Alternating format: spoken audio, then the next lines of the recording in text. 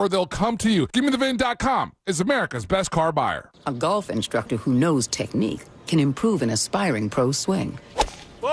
But one who really cares can help transform a career. There he is, your new champion. When you team up with someone who knows a lot and cares even more, you're unstoppable. At Truist, we believe the same is true for banking. Truist, leaders in banking, unwavering in care. Truist Bank, member FDIC, leading based on top 10 U.S. commercial bank. The Coke Zero Sugar 400 closes the NASCAR regular season this weekend at Daytona International Speedway with the final playoff spots on the line. Get your ticket. Dull Mike, good morning. How's everybody doing? What's happening? Happy Wednesday to you.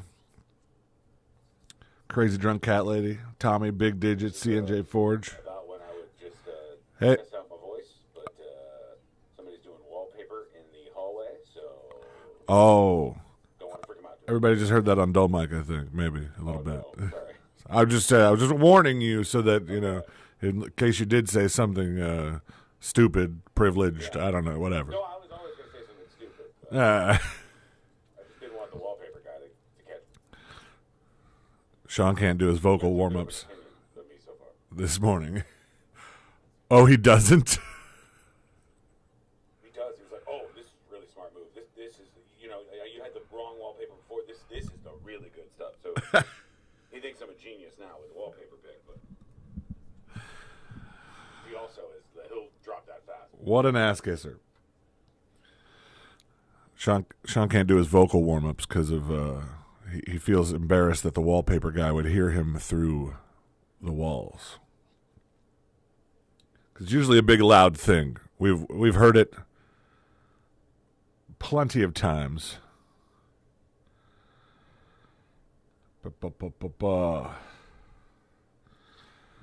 Hope to see y'all out at the big comedy show this Saturday. Mount Dora. Gonna rock Mount Dora. I love Mount Dora. Excited to be back.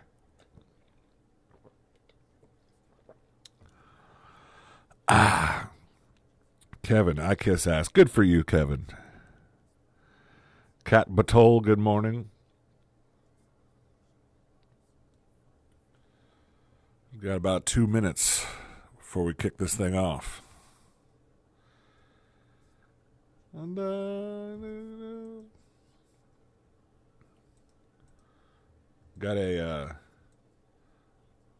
got a special secret shows tomorrow. Look forward to that. Jam-packed. It's going to be double stuffed like the Oreos. Double stuffed secret show. Look forward to it. So,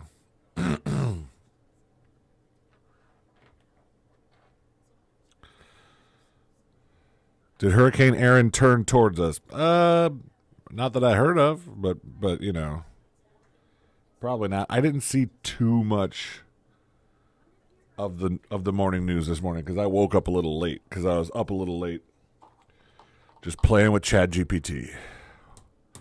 Just that's my alone time right now. Getting my vibe code on ChatGPT, but it's working. It's working. Oh, Universal coming up. All right.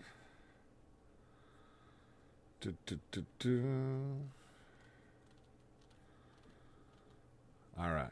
Good stuff. Hey, I got about 30 seconds here, so you guys sit tight, hang on there, and let's have a good Wednesday.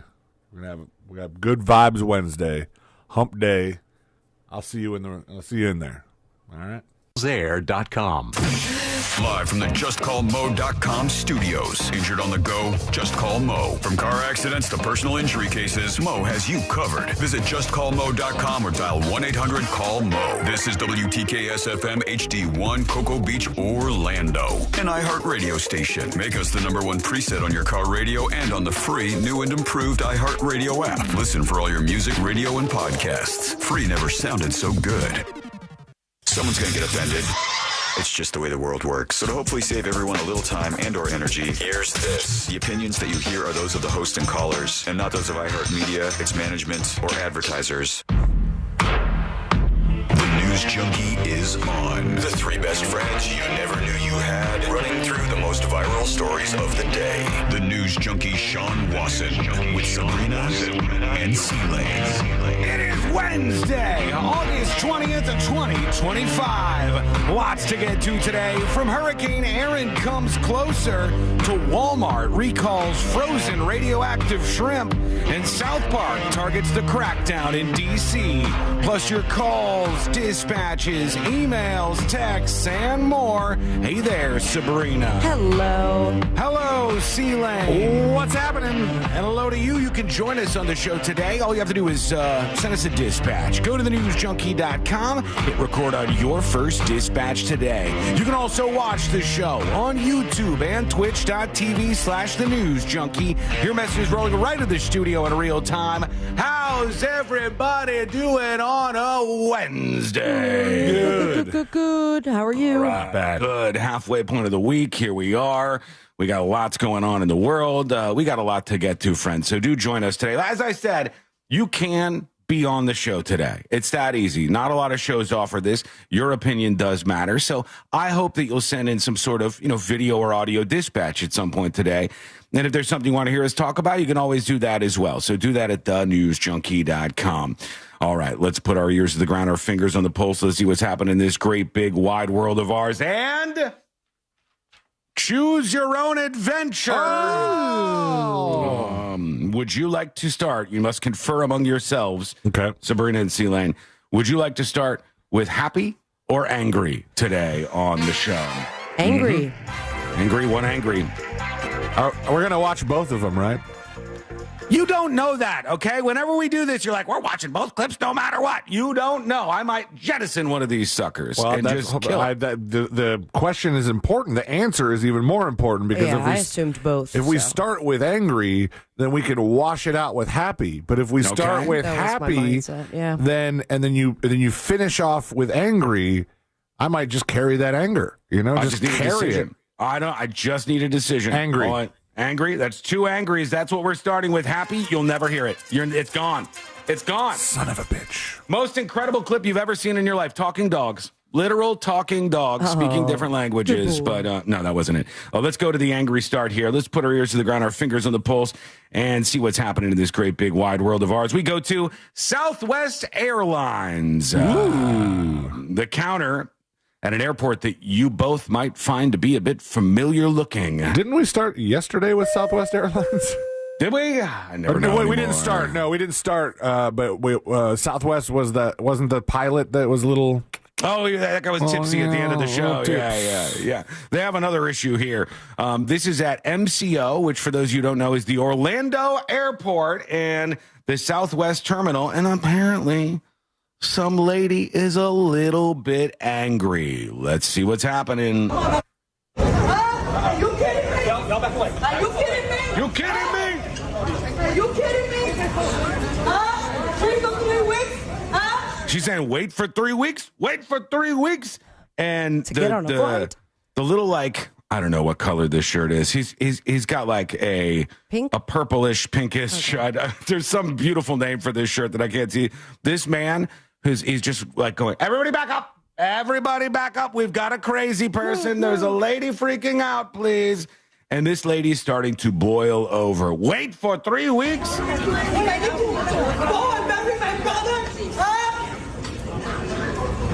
Oh, she kicked him. Oh, that's assault. I like the comment. Ooh, that's assault. Ooh, like somebody's just hash marking the crimes that are committed on this video. It's like bird watching, but way more violent. Ooh, that's a swallow. The greatest thing in the world is when you watch something like this through your phone, the reality is completely gone. So you're like, ooh, we got an assault, everybody. Yeah. It's like watching a video game. Ooh, that's assault. That's assault. 3 weeks for my money, right? 3 weeks away from my money, right? Oh, an employee. Oh, she's hitting the computers. 3 weeks. Oh. 2 nights wasted. 2 nights wasted. 2 flights wasted. 2 flights, 3 planes. After 45 minutes. I thought it was 3 weeks. This poor guy, she's chasing him around the whole place now. I'm He's confused just out there. at the math here. So 45 minutes, 3 planes, Yes. 2 flights. 2 flights, 3 my- weeks. My brother. or 40. something. Okay, cool. Yeah, Not an something employee? has gone wrong. Just suffice to say, this lady's not happy with her service from Southwest Airlines. This is what happens when you start changing up the seating procedures. All right, this is what happens here. Oh, All right, this could have been better. Everything could have been okay, but it's she had to not. pay for that bag. For who? That's my favorite part. The lady goes, "Call the police," and the woman filming goes, "For who?" She tagged that assault back then. Call the police. For who? Just incredulous as you're watching all of this. Oh, that's very, very, very angry over at the airport. People get mad. They get real mad. Did anybody ever find the backstory of why she was raging? Because I a lot of times you get it by just context, but there's zero context to grab from just that clip. I'll give you some. I'll give you a little bit here because it says unhinged airport meltdown over on the Daily Mail. And so that assures us that something has gone wrong here. Recognize that carpet anywhere. Furious female passenger attacks Southwest gate attendant and his computer. Digital assault. During an unhinged Orlando airport meltdown, the unidentified female flew into rage, and they said an unknown woman approached the desk. They said the man was wearing a pink shirt. She called him an MFer. Are you kidding me? Fellow passengers gathered and were gasping in shock as all of this went down. And it says she loudly said the word huh, or barked the word huh at the end of each roared demand. I don't think they have any more details. It said she missed 3 flights, or maybe she was like booked on standby. Yeah, and 3 flights came and went, and she didn't get a seat on any of them. By the way, C-Lane, you're not the only one connecting dots. The meltdown comes days after newly released body cam footage showed a Southwest pilot being escorted from a flight moments after. Put me in the box, baby. Yeah. Points. So they've got some problems. They change up the seating procedure over at Southwest, and all hell is breaking loose. You kidding me? We'll never know how the happy part of today would have started. We'll only know the angry. Unless you guys want the happy part. Yeah, You want the there's some happy. We could go to a plane. I thought that was going to make me angry, and it was just an angry lady, so it wasn't as bad as I thought. You never know what you're going to get. In this case, we go to another airplane. Not as angry as that. I'm an AG. I'm an AG. I'm an AG. AG. That kind of pissed me off. Now, give me a yay or nay on this one, because you guys might not agree that this is happy. Oh, okay. You guys might differ on this one, because this is passengers on a flight from St. Louis to Seattle. And it just so happens that while they were having this really long flight delay and they're just kind of stuck on the plane, that there was a band. C-Lane, you know these guys? Dave Koz? K-O-Z? That Have you heard of sounds this familiar, guy? yeah. Dave Koz and Friends, the Summer Horns Tour, was headed to Seattle for a couple of days of shows, and they were in this delay too. So they decided to all get all of their instruments out on the delayed flight and start playing. Here's the thing. When they do this in the terminal, it's kind of nice, if they all like get around in the corner and play, when the Saints go marching in and stuff. But people have a choice. You could walk away with it. That's the huge part there, Sabrina, is that when you're stuck in the plane, also a plane is kind of confined for multiple horns to be playing. Yeah, this is a Those big can be horn with pretty that, loud. Well, help me out here, because I'm going to sound like a music idiot. Don't tell him. Don't tell him. It's one of the guys has a big horn with a slider thing, which is a trombone. Yes, trombone. So good job. It's not just the horn part, but it's the slider thing. Okay, what is out. the guy? We see the trombone. Yeah. Now, at the end of the trombone, there's a man in a white shirt. What is he holding? Are both those guys having saxophones, or I should phrase that differently. Are both those guys holding saxophones, not having saxophones? I think the one behind him, it's kind of hard because it's small for me. Exactly. I'm looking at a soprano or an alto. I think they're both saxophones. All right. Okay. Yeah. Oh, well, And tell there's me another this guy is, with a trumpet, I think. if this is That's a yay so or nay loud for for you. an airplane.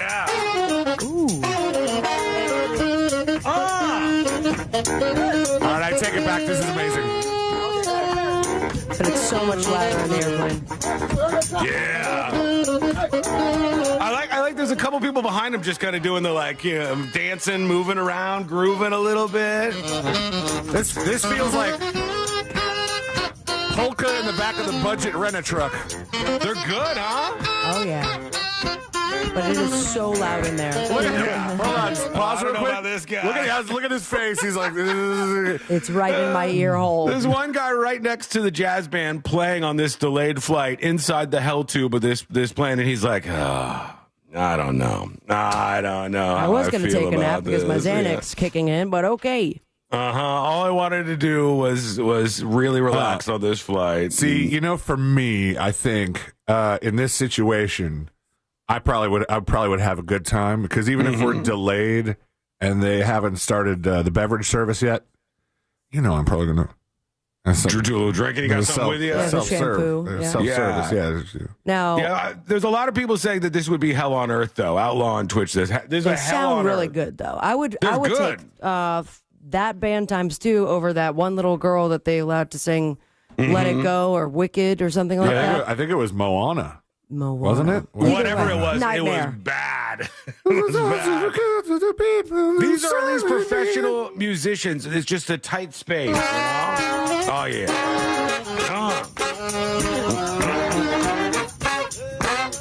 Ooh, a singer too. Oh, my God. By the way, people who argue with each other over everything on chat are agreed. Don't do this crap on a flight. Sit down, shut up, and get to where you're going. Well, come on, they're delayed. They can't get to where they're going. Yeah, I would be happy. I would be like, this is kind of fun. Now, if they said, for the next 45 minutes, buckle in for the Sultans of Swing, I don't know. I don't know if I want to hear that much of this. But otherwise, it seems kind of fun, at least. I think the difference between who enjoys that and who doesn't is who is at the beginning of their vacation and who is at the end of their vacation. Yeah, when you talk about that kind of stuff, I must have been a different little kid on some of this. A different little kid on a lot of things, I guess. But Courtney always talks about, and tell me if you guys share this, she said she used to be so sad every time on the last day of their family's vacation. And she would cry, like if she was flying back and she was on this plane and the jazz band's playing, she would cry. She'd be like, the vacation is over. And I was like, when I was a little kid, I loved coming back. I loved it. I was like, yeah, we're going back home. Gonna go to all my exciting stuff. I'll hang out with my friends. She was crying every time. It's weird because when I leave for vacation and I'm taking a plane, I'm usually surrounded by people who are ending their vacations because I'm flying out of Orlando. And so I am excited, good to go, but I'm always like overhearing some family with their young child and they're like, you going to tell all the people what you got to do? And they're like, I want every wine with express passes. And shut up, you little asshole. It happened so recently to me that they were doing that with their kid. And I think this was the same family that let their young kid watch like The Hangover or something that was completely inappropriate. But they were asking their young kid like what they were going to tell his teacher and his friends about what he got to do. And the crap this kid was listing off in my head, I'm just dollar signs, dollar signs, dollar signs, dollar signs. I mean, some of them have like $400 worth of merch on them. I can't imagine what the actual experience was in Orlando. Was the kid actually talking about express passes? Because show off. It was something that sounded pricey. Yeah, no, it must be. I don't know. I had to pay attention to something. Ashley had already tuned me the F out. She was already AirPods and smartless, so just leave me alone. This is why you want a jazz band on your flight, all right? A little bit of an impromptu performance would be nice. That's the good side of things. I'll take that band over any little 9-year-old that thinks she's the best at want to build a snowman. There's a lot of those. Hurricane Erin churning off the East Coast, skipping a little closer than a lot of the models were suggesting.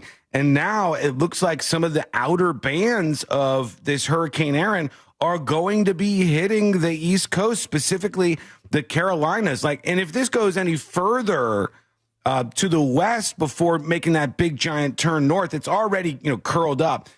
but it could really buzzsaw the coast here if there's a bit more movement to it. Ryan Hall, who is a storm tracker on YouTube, is quite popular, says Hurricane Erin looking absolutely wild on satellite. And it's kind of crazy to consider how close it is when you look at that actual radar and you think, oh, man, I kept seeing all these models like, oh, don't worry, this storm is so far out into the Atlantic, we won't even know that it exists or anything. It looks like we're screwed, like just as a country. Yeah, it does. It looks like the end is nigh. So giant. Yeah, because this big barreling storm, Hurricane Erin category. Congratulations, dummy. Is just right off the coast and getting closer. Now, it's supposed to be pulled up and yanked out of here up the East Coast, but it is buzzsawing a lot closer than a lot of the early models had anticipated, which is not necessarily crazy. I mean, obviously meteorology, even though they pretend sometimes it's a little more perfect than it is, it's not. It's not a perfect science, but this storm is barreling toward the East Coast of the United States of America right now. And those waves that we've been talking about, boy, oh boy. I mean, they literally are going to have 100-foot waves at many spots up and down the East Coast. Another map here that I'll describe for you shows where the forecasted tracks were and where the actual track has been. And the actual track has been to the west of every single forecasted track so far. Now, it is hanging that northern turn, but if it wobbles or if anything goes just a little bit closer, there will be portions of the East Coast that are going to get some really significant weather. So we shall see exactly what goes on. We'll get into a couple of reports on that, more about the waves we're expecting. Up in New York, they banned swimming. Swimming is no-go. It's tough up there. You can't go in the woods in Canada. You can't go in the water in New York or New Jersey. It's tough.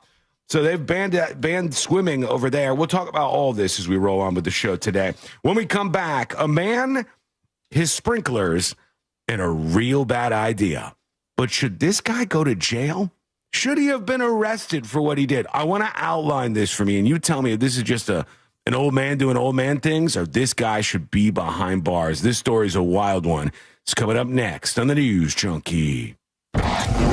Something on your mind? Text us at 77031. Standard data and message rates apply. Real Mobile is powered by Orange Buick GMC and OrangeBuickGMC.com. We are professional grade. From the Clausman Law Traffic Center, car crash, call Clausman Law. ClausmanLaw.com.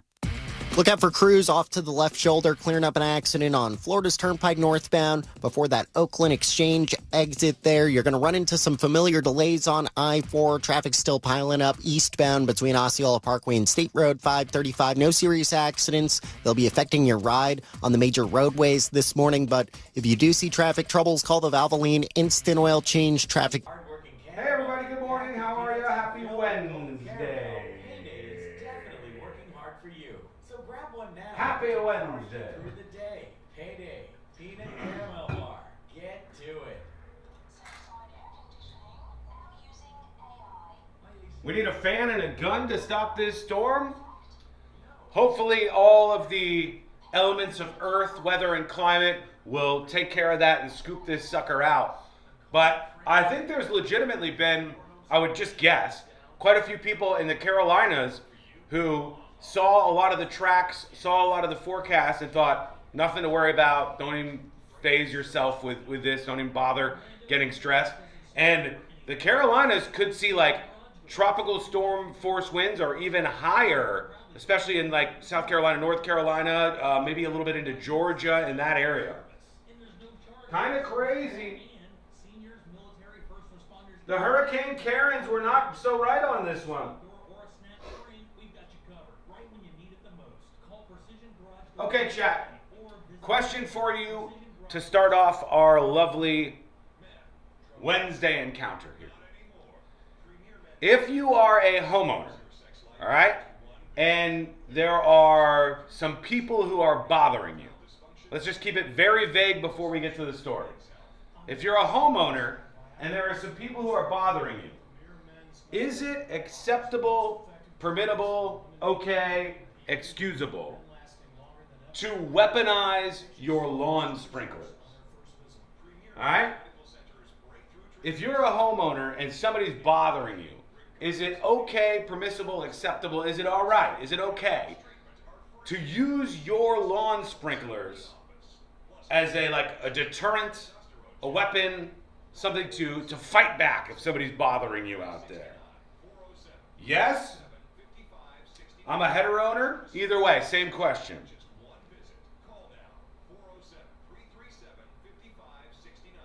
I'm not saying that weird. Homeowner. You guys are acting like I'm saying homeowner, but I'm saying homeowner. No, it's going to be assault. Only I don't have sprinklers, I got a hose. I guess the same thing would apply, right? Old school? Like if you had somebody bothering you, let's say somebody decided to protest on my front lawn, and I want to turn on my sprinklers or just ass blast them with the hose.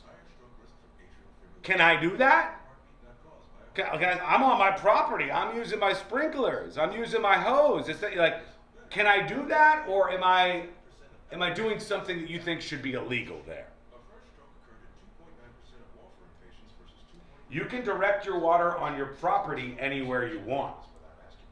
Mike says, yes, it's absolutely acceptable, except when it's handicapped kids. Then it's not. Okay, Mike, that's where things get interesting. Because why should any laws or rules be different if the targets are handicapped? Okay?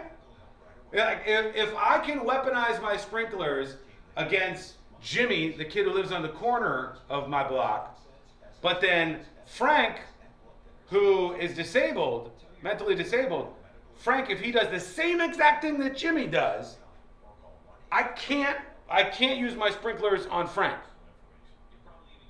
How does this make sense? What do we do with this?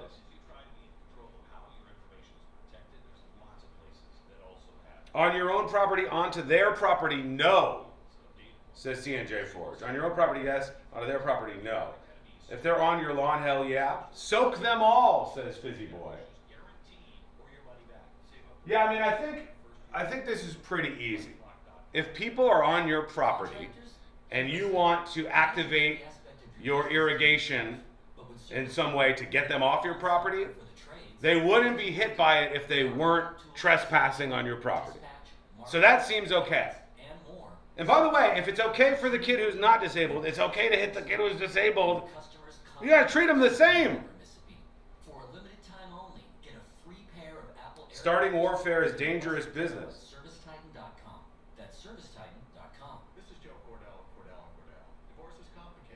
But if these kids are off your property and you're blasting from your property onto where they are, that's not acceptable.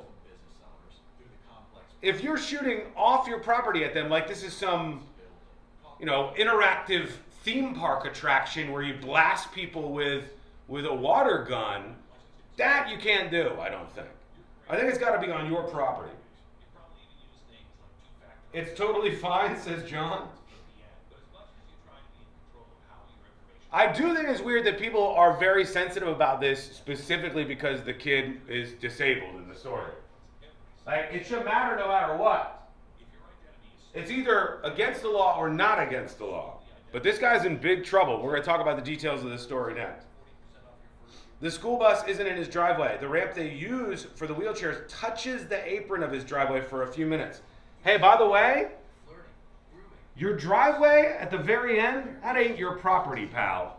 That area, that portion of your driveway at the end like that, very likely not your property at all. All right, here we go. Let's see what you think.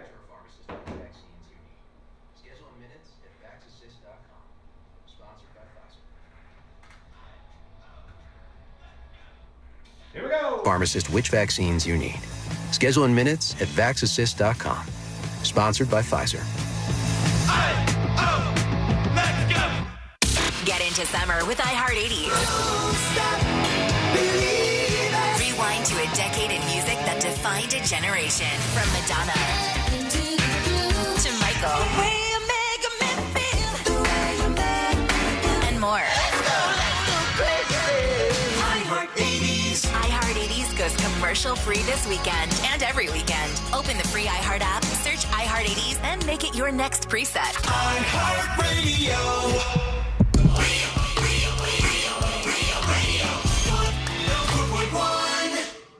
Join in on the chaos. We eagerly await your dispatch. This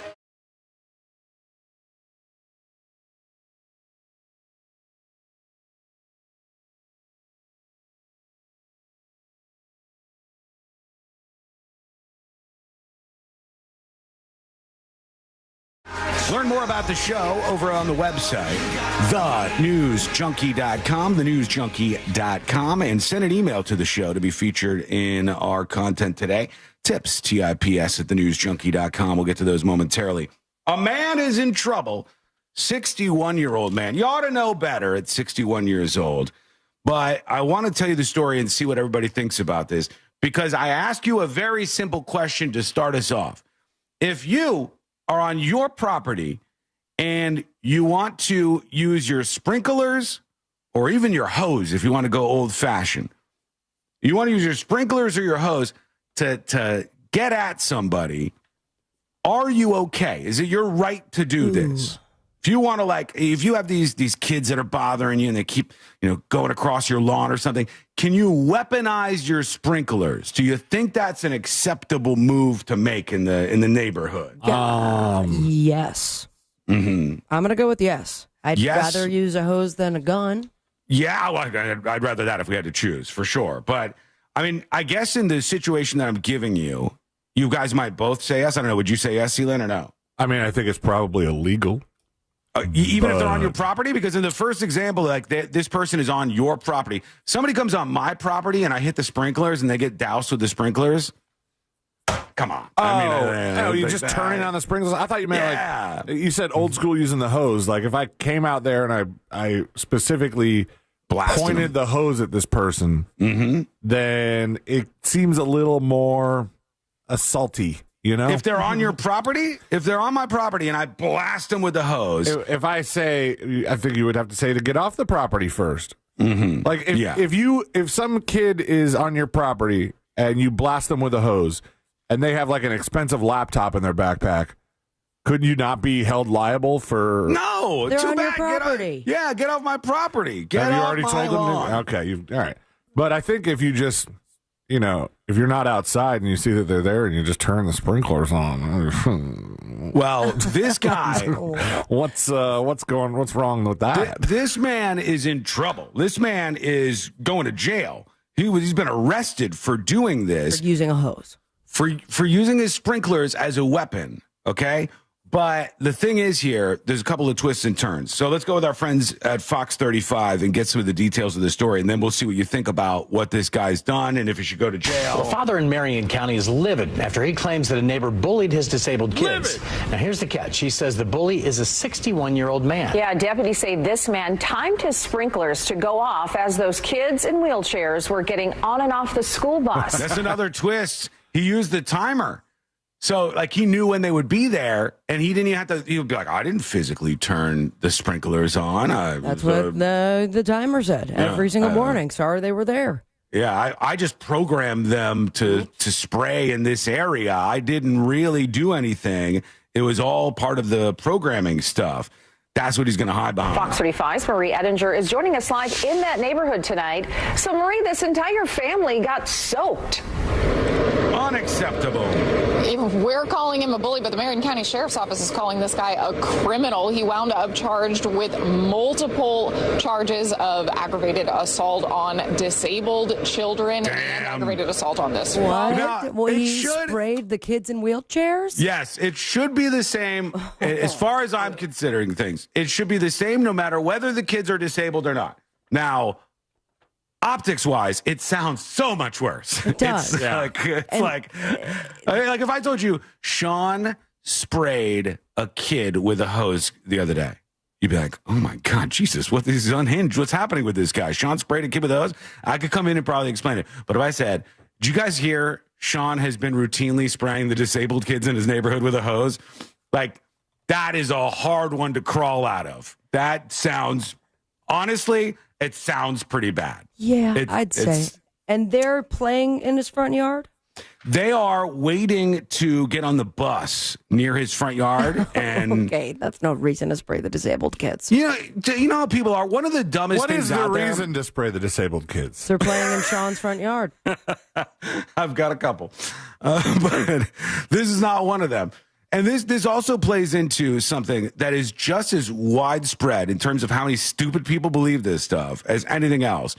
There are so many people that would be like, you touched the edge of my grass, the edge of my driveway. My friend, you do not own the entirety of your property right to the road, to the public road. You do not own that.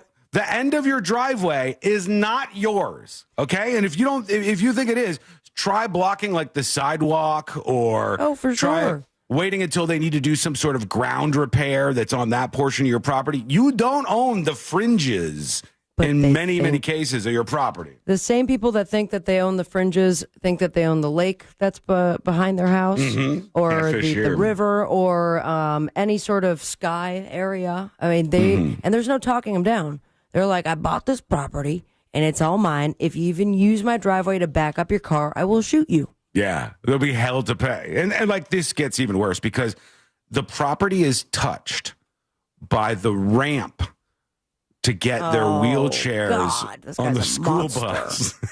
And this guy's excuse. Like, I don't want the wheelchair ramp touching the fringes of my yard for the disabled roller kids. It's unacceptable.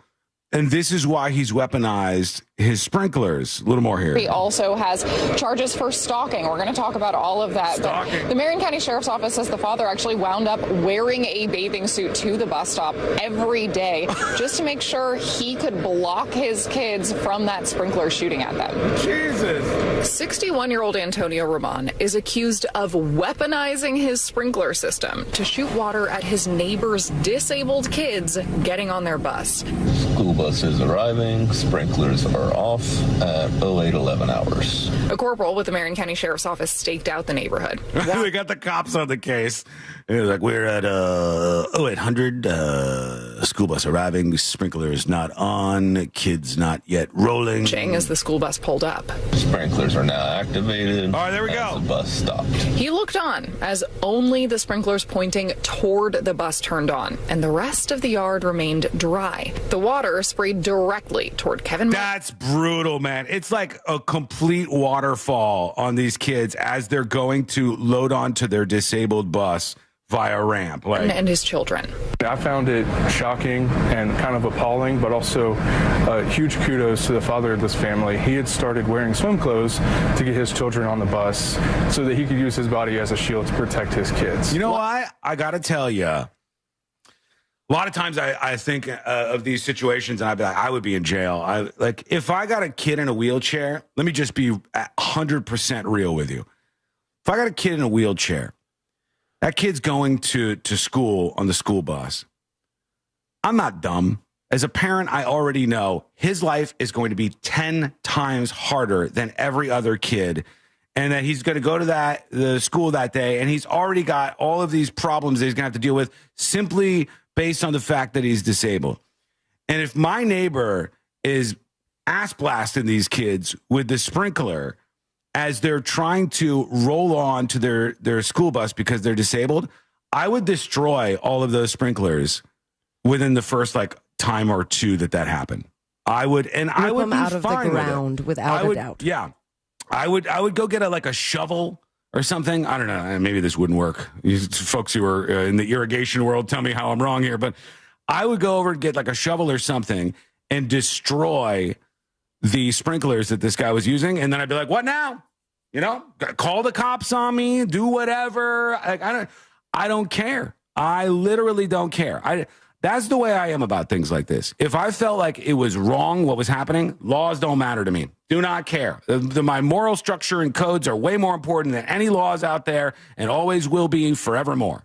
And they should be to you. You shouldn't blindly follow stupid laws, right? Fight. You're a human being. Have a spine. And if my kid is disabled, he's getting hit with this sprinkler from this neighbor, that neighbor could kiss my ass. You'll figure out the law stuff later. You know what I mean? I don't care all that much. I'll just deal with that at a later time. Sean says a shovel will work. Obi-Wan Kenobi says violence is not the answer. Violence against sprinklers? Who are you worried about those here? Little, I don't know, boxers that will just attack and try to bite a sprinkler. It's the cutest thing, but you could see the aggression in their eyes. And I'm okay with that violence. I don't know that there's violence here. I mean, like human on sprinkler violence, I'm okay with. I'm okay with it. And I would feel good at the end of the day. That's what it's all about. Like, was something right or not right? And don't let people tell you otherwise. Like, there is a right and a wrong in most situations. Your disabled kid getting on the school bus should not have to deal with a neighbor targeting them with a sprinkler. It's just insane. Like, everybody with a brain knows this. Every single person with a brain understands, like, that is wrong. We shouldn't let it happen. 61-year-old, whoop, see you later. Bye-bye. Get out of here. And now he's in some trouble. Watch, though, he forgets to cancel the schedule for the sprinklers, and he's sitting in jail while it still hits all of the disabled kids. Yeah, it could be right now. Now, this guy is now facing charges. I think, didn't they say stalking? I think they said stalking was one of the charges that they're actually that he's facing right now. Stalking because he's identified times that they would be there? Like, it's hard to. It would be hard to argue stalking. I don't know if they're going to pin him on that. Staying at your house. Yeah, I don't know if they're going to pin him on that. And sometimes it's not necessarily the end goal to do it. It's just like, hey, what you're doing is wrong. And you should be slapped around a little bit because of it. And it's just a gross thing. This is every bit as bad as a neighbor that's like constantly throwing parties or like being obnoxious or not respecting your area or like any myriad of problems that you can have with somebody next to you. But it's like also your kids. And whether we like it or not, it seems worse because the kids are disabled. But let us know what you think. Zach says, who's worse, the sprinkler guy or the train horn guy? I mean, the sprinkler guy is more directly targeting individuals with something that's like having a physical impact on them. The other person is just the most annoying person on planet Earth. That's what we're looking at there. But let us know what you think. What should the punishment be here? What would you do if you were the parent? Let us know your thoughts. Send a dispatch over at thenewsjunkie.com. We've got more to get into momentarily here. Real quick, what are we looking at off the coast with Hurricane Erin? Outer bands going to now reach North Carolina, so there will be like some significant weather in the Carolinas. Let's go to these folks and see what's happening. Good morning, Coastal Bend. I'm meteorologist Carly Smith. We are not looking at the Coastal Bend, though. This is a live view from Morehead Beach. That's Morehead City, North Carolina, and you can see the waves are picking up. It actually is almost more so the calm before the storm. These are the outer bands of Hurricane Erin reaching the outer banks of North Carolina. There are some people, it looks like, on the pier this morning. The waves are crashing. These idiots, they're there early, so it's probably okay, but they're out at the end of the pier. They're like, waiting for the big 100-foot waves. Endless summer. Let's see what happens out here. But she's saying that the waves are just starting. This is the calm before the storm. Obi-Wan Kenobi says, Carly Smith seems like a fun gal. She does. She's ready to party, but she's doing it from the safety of her green screen. A little bit further at the beach than they were the same time yesterday, so that tide's going to get higher, or the surge is going to get higher throughout the day today. This day, Thursday, especially heading into the overnight hours, is when we do anticipate some of the largest waves to be approaching those outer banks of North Carolina. Right now, Hurricane Erin is Category 2. It has 100-mile-per-hour winds. I mean, it's crazy that it's creeping so much closer, and it's that little, like, that coastal bend, that knob area of the Carolinas that they're suggesting is going to maybe get the outer bands, the worst weather that we see in terms of the East Coast. Keep your eyes on it. It ain't over yet. You know, this is still going on. We'll have to see what happens next with Erin. We'll keep our eyes on it as the show goes on. When we come back, we've got to talk about, I didn't even get into swimming being banned in New York. We'll hit on that at some point in time. We got an update on that semi-truck driver on the turnpike and the history behind the guy that was behind the wheel there. Pretty crazy, getting crazier. Walmart has radioactive shrimp problems. We have to hit on this. And that's just in the next segment. That is coming up next on the News Junkie. Real radio is the Jim Colbert Show. Loudmouths, zero filters, and one very confused FCC agent. The Jim Colbert Show. Weekdays at 3 on Real Radio 104.1. This weather report is brought to you by Mills Air.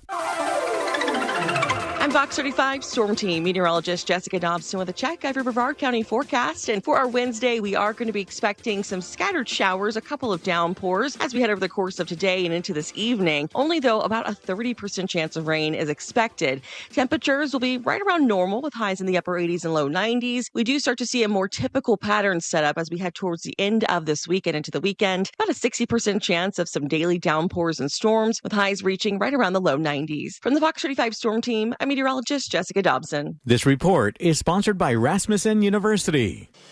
At Rasmussen University, we offer a full suite of nursing programs from pre-licensure to doctoral, online and on campus. Programs vary by campus. Folks, when you are a homeowner, excuse me, there are a lot of things that you need to depend on. And that is that you're going to have people who help you when things break, and that those people are going to be honest with you. And with your air conditioner, you probably know very little about it. I mean, I know I've got the Nest thermostats, but that's not even really my air conditioner. That's just the controller. I got some stuff upstairs and downstairs. I don't need to know much more because the folks at Mills Air, they know every piece of all different types of AC installs. They've dealt with it before. They've dealt with the problem you have before, and they can get you up and running very, very fast at Mills Air. Their techs, as I said, can service any brand of AC you might have, but they are a Carrier factory authorized dealer, getting you access to really big rebates. You'd be crazy not to get this extra money. Why leave that on the table if you need a new AC anyhow? You can always turn to the experts at Carrier, and you can always turn to family-owned and operated Mills Air. 407-277-1159. That's the number. 407-277-1159. Or you can find them on their website, millsair.com. Can you believe kids are already going back to school? And while it's hard to admit... Well, hey there!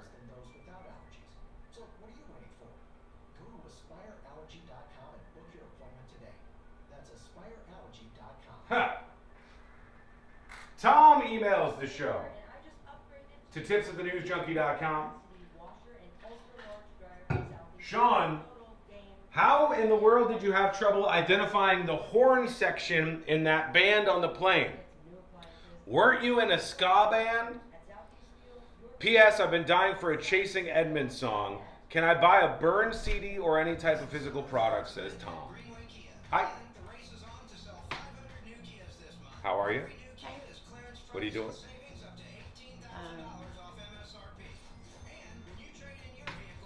Good chat. Good chat. Good chat. Is that all you got? Yeah. All right. Okay. See you later. Thanks for stopping by. You're like a character on Sesame Street that shows up and then you just like, I wasn't involved in this scene, but I'm here. I saw, by the way, these people can wait. I saw the first trailer for that Jason Bateman show. I did. Black Rabbit. Yeah. But they were calling it White Rabbit, though. Were they? Because the top comment was like, oh, finally after 86 years they're hearing about this on Smart. Yeah, they've been talking about it the whole time, but... Yeah, I think they called it White, or maybe they called it Black Rabbit, I don't know, but that's the name of it. Yeah. I saw it too. Okay. See you later. Folks, I have a little message for you. Let me check. We got 90 seconds and we're back. But a little message for you, chat. We have yet another unban request today. That's right. I just printed it. I will read it out to you during one of the breaks here on Skull Mike. And you will be the judge. Somebody who has been banned and is stating their case and they would like to be unbanned. Will you let them be unbanned? Will you welcome them back into the fold? Or will you brutally give them the thumbs down? I don't know. But we're going to find out, Jules. We're going to find out, Jules.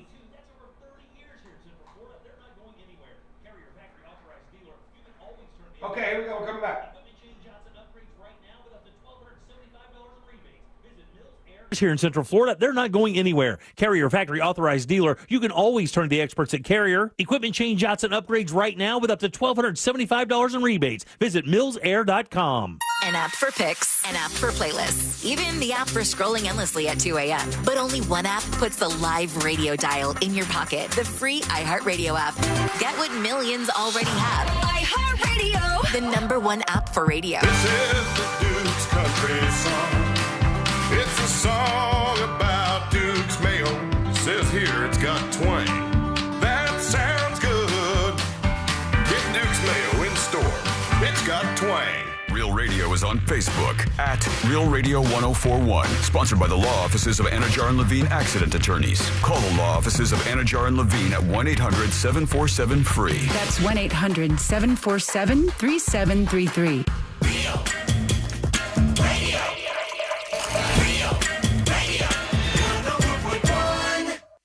If it's important to you, it's on and probably being mocked by.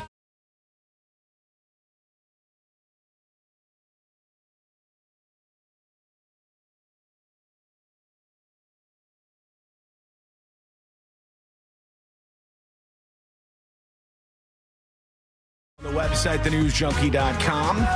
No matter where you're listening today, we appreciate you being with us. The three best friends you never knew you had, going through the most viral stories of the day. Again, learn more at thenewsjunkie.com.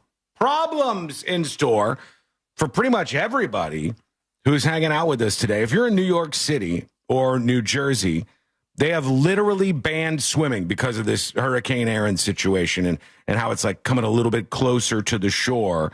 Now they're saying waves could be at the beach like 13 feet in New York, which is, I get that, that's pretty big for them. And honestly, if you say like, wow, New York is freaking out. New York does kind of freak out. It doesn't take a lot of rain, as we know from this show and covering different things in the city to cause pandemonium, damage, and a lot of chaos. And even though this might not be that bad, for them, if they get like just a little skirt, some of the outer bands, it could be a lot. So they have banned swimming in New York City, New Jersey, and some of the surrounding areas because of the storm that is coming off the coast there. Meanwhile, dangerous waves on the Treasure Coast, where a lot of people are listening to us right now, are in the Palm Beaches as well. This storm is still serious. It's got 100-mile-per-hour winds, and it's going to be pretty close. It's going to skirt along the coast of the United States. And that's if it doesn't wobble somewhere. Like, that's if it stays on this path. They've been wrong, at least in terms of how eastward they thought this path was going to go with a lot of the models. It's been more on the westward side of that. And so if the storm continues to do that, the Hurricane Karens were a little bit wrong about some of this stuff, you should at least be aware, have this on your radar. If there's something out there churning up 100-foot waves, for God's sake. Okay, couple of things real quick. One thing, but before we get into this whole situation in Walmart with their radioactive shrimp, which is, it's a problem. It's chill. Is it on sale? I hope so. I would hope that would be the case. Is Blue Light, is that Walmart or is that Kmart? What was the Blue Light? That was Kmart was the Blue Light special. But I don't even know. Kmart's not a thing, right? No, I think, I believe we just talked about the one remaining last one or store. something, right? Yeah, it was like such a big part of my childhood, and that was none. Yeah. But so before I get into that story about Walmart, last night, Courtney goes, well, I don't know if we have enough time to watch a movie. Do you want to watch this series I found? And it's like, I said, sure. It's on ABC Hulu. And she said, I saw something about this stalking story. Like this woman was getting stalked. And I go, okay, what do we got here? What's happening here? I don't know how this wasn't on the show.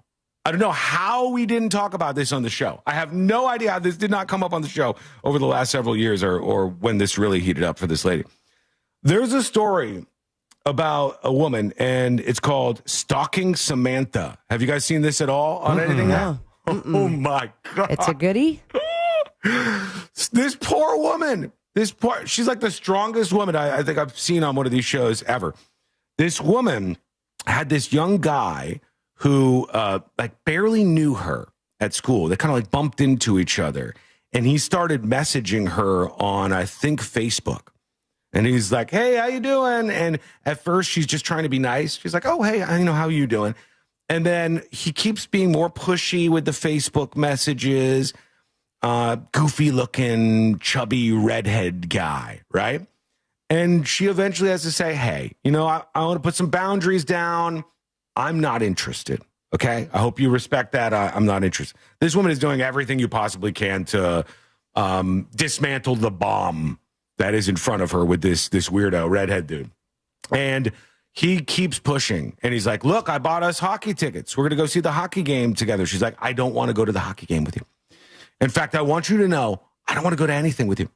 It's not because I hate you or anything. It's just because I think we need to have boundaries, and I don't want you coming anywhere around me. So if you don't mind, have a great life. I'm going to have a great life. See you later. Sayonara. And this guy just kept showing up. So much so that a local judge heard about this, and the woman had applied, I guess, for a PPO, personal protection order.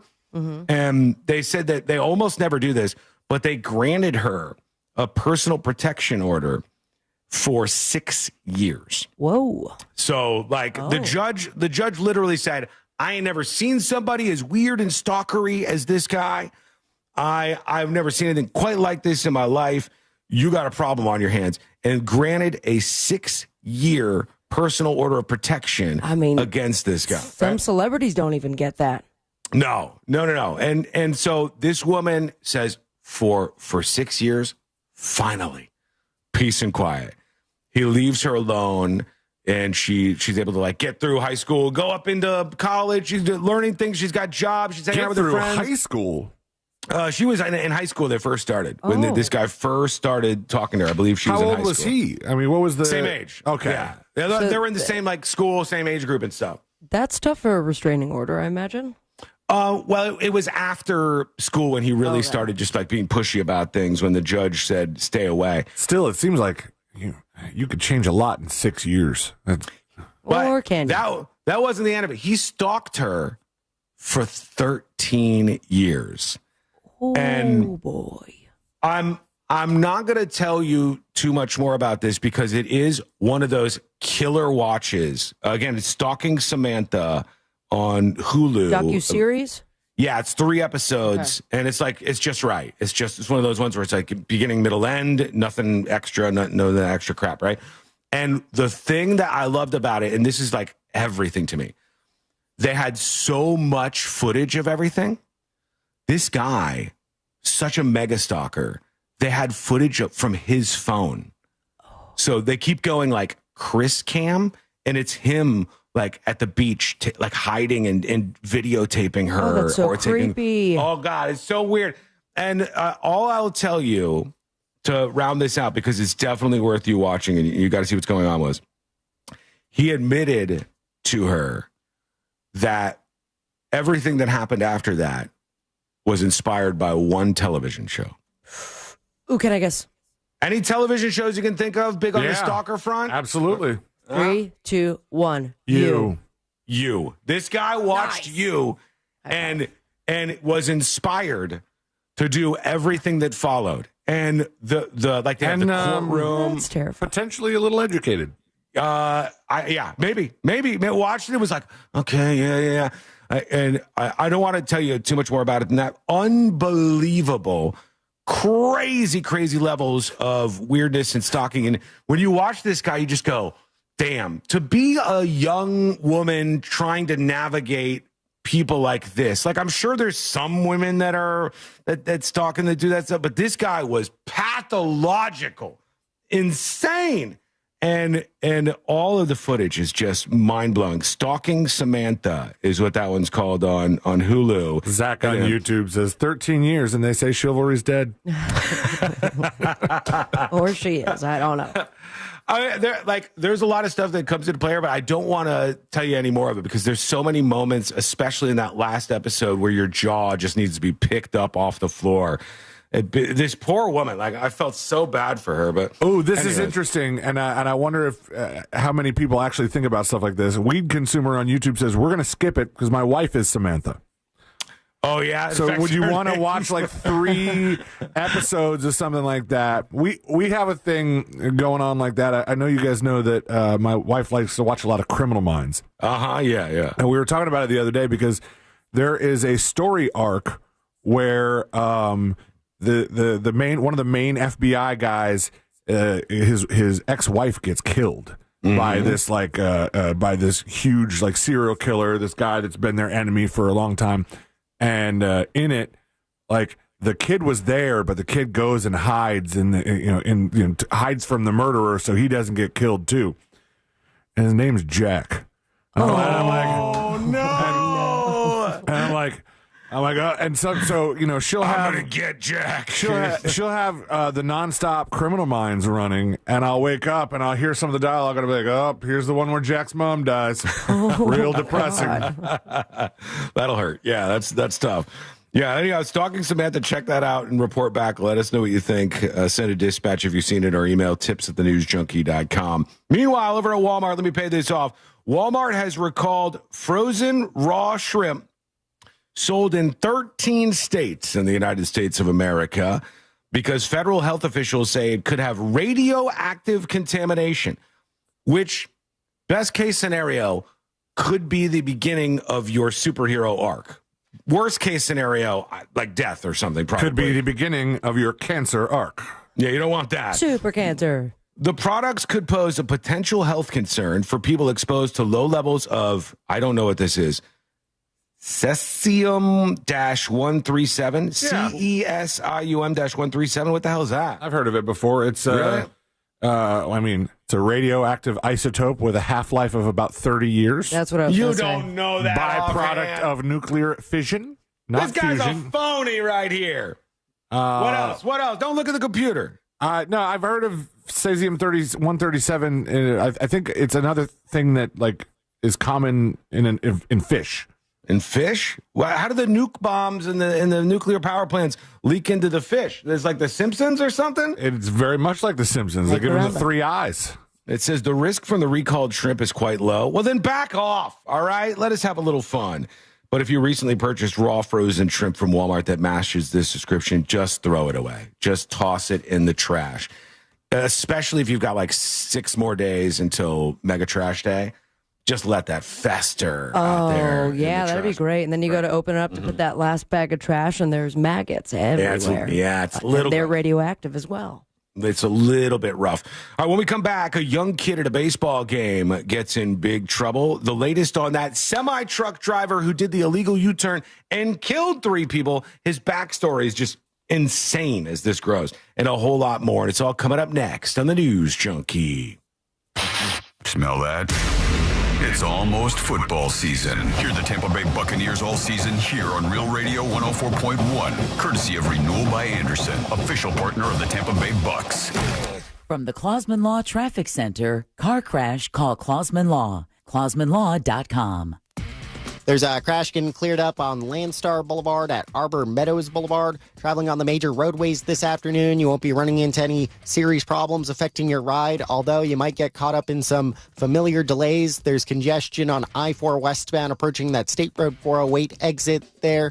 Traffic slowing down on I-4 between Osceola Parkway and State Road 535. See traffic troubles, call the Valvoline Instant Oil Change traffic tip line at 866-676-8477. From the Traffic Center, I'm James Birmingham. This report is sponsored by Rasmussen University.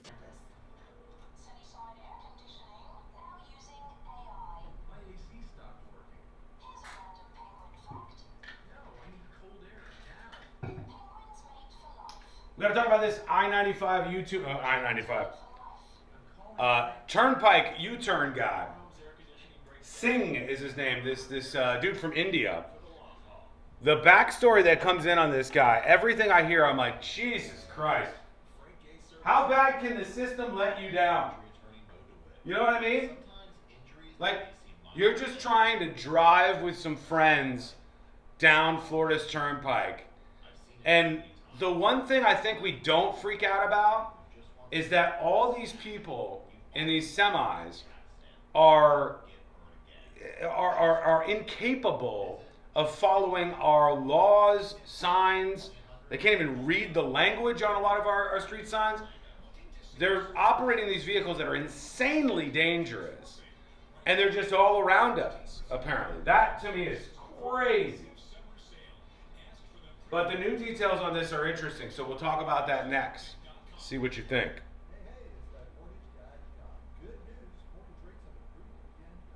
This is the system that many want, complete BS. Who's many? You know, I'm done talking to fringe people. I really don't give a shit if you're far over here or far over here. I'm not taking any kind of like, you know, purity tests to make sure that I'm feeding you whatever you want to hear. I'm ready to talk to, and I have been for a couple of months, regular people. I don't know a singular regular person, normal person, who if I told them, hey, you want illegal immigrants driving semi-trucks when they can't speak English and don't know what any of the road signs say? Nobody normal, no actual normal human is going to support that. None. 90 seconds and we're coming back. You know what I mean? I've always been scared to death of semis and other trucks, Tammy says. I remember when I first got my license, and for me I was 18. I waited because I didn't get my learner's permit and stuff. And when I first got my license, driving around the neighborhood for the first hour or so, I was like, this is so cool. Got my freedom here and I'm moving around and stuff. And then I ended up having to go, for whatever reason, further into West Palm Beach and even on I-95. And that first time I merged onto I-95 and got in the lane and there's semis around me. I don't think I'll ever forget that. That's jarring. And I want people in those semis who know what they're doing, who I can trust, who are being safe. That's the very least I can expect. Sean, have you seen the newest episode of the Yogurt Shop Murders? Touches on the whole false confession issue? Yes. Yeah, that's kind of why I've been hinting around that, because a lot of people don't understand it. But I'm enjoying that show for that reason. Nobody seems to understand why somebody might confess to something they didn't do, but in that case, they did. Most impact windows from Reese Windows and Doors are installed in just 6 to 8 weeks. Visit reesewindows.com. Portions of the following program were pre-recorded. Coming to you live from the JustCallMo.com studios. Injured on the go? Just call Mo. Need help after an accident? Visit JustCallMo.com or dial 1-800-CALL-MO. This is WTKS-FM HD1, Cocoa Beach, Orlando. An iHeart radio station. Make us the #1 preset on your car radio and on the free new and improved iHeart Radio app. Listen for all your music, radio, and podcasts. Free never sounded so good. Radio, 104.1. Occupying the space between high society and prison tattoos. This.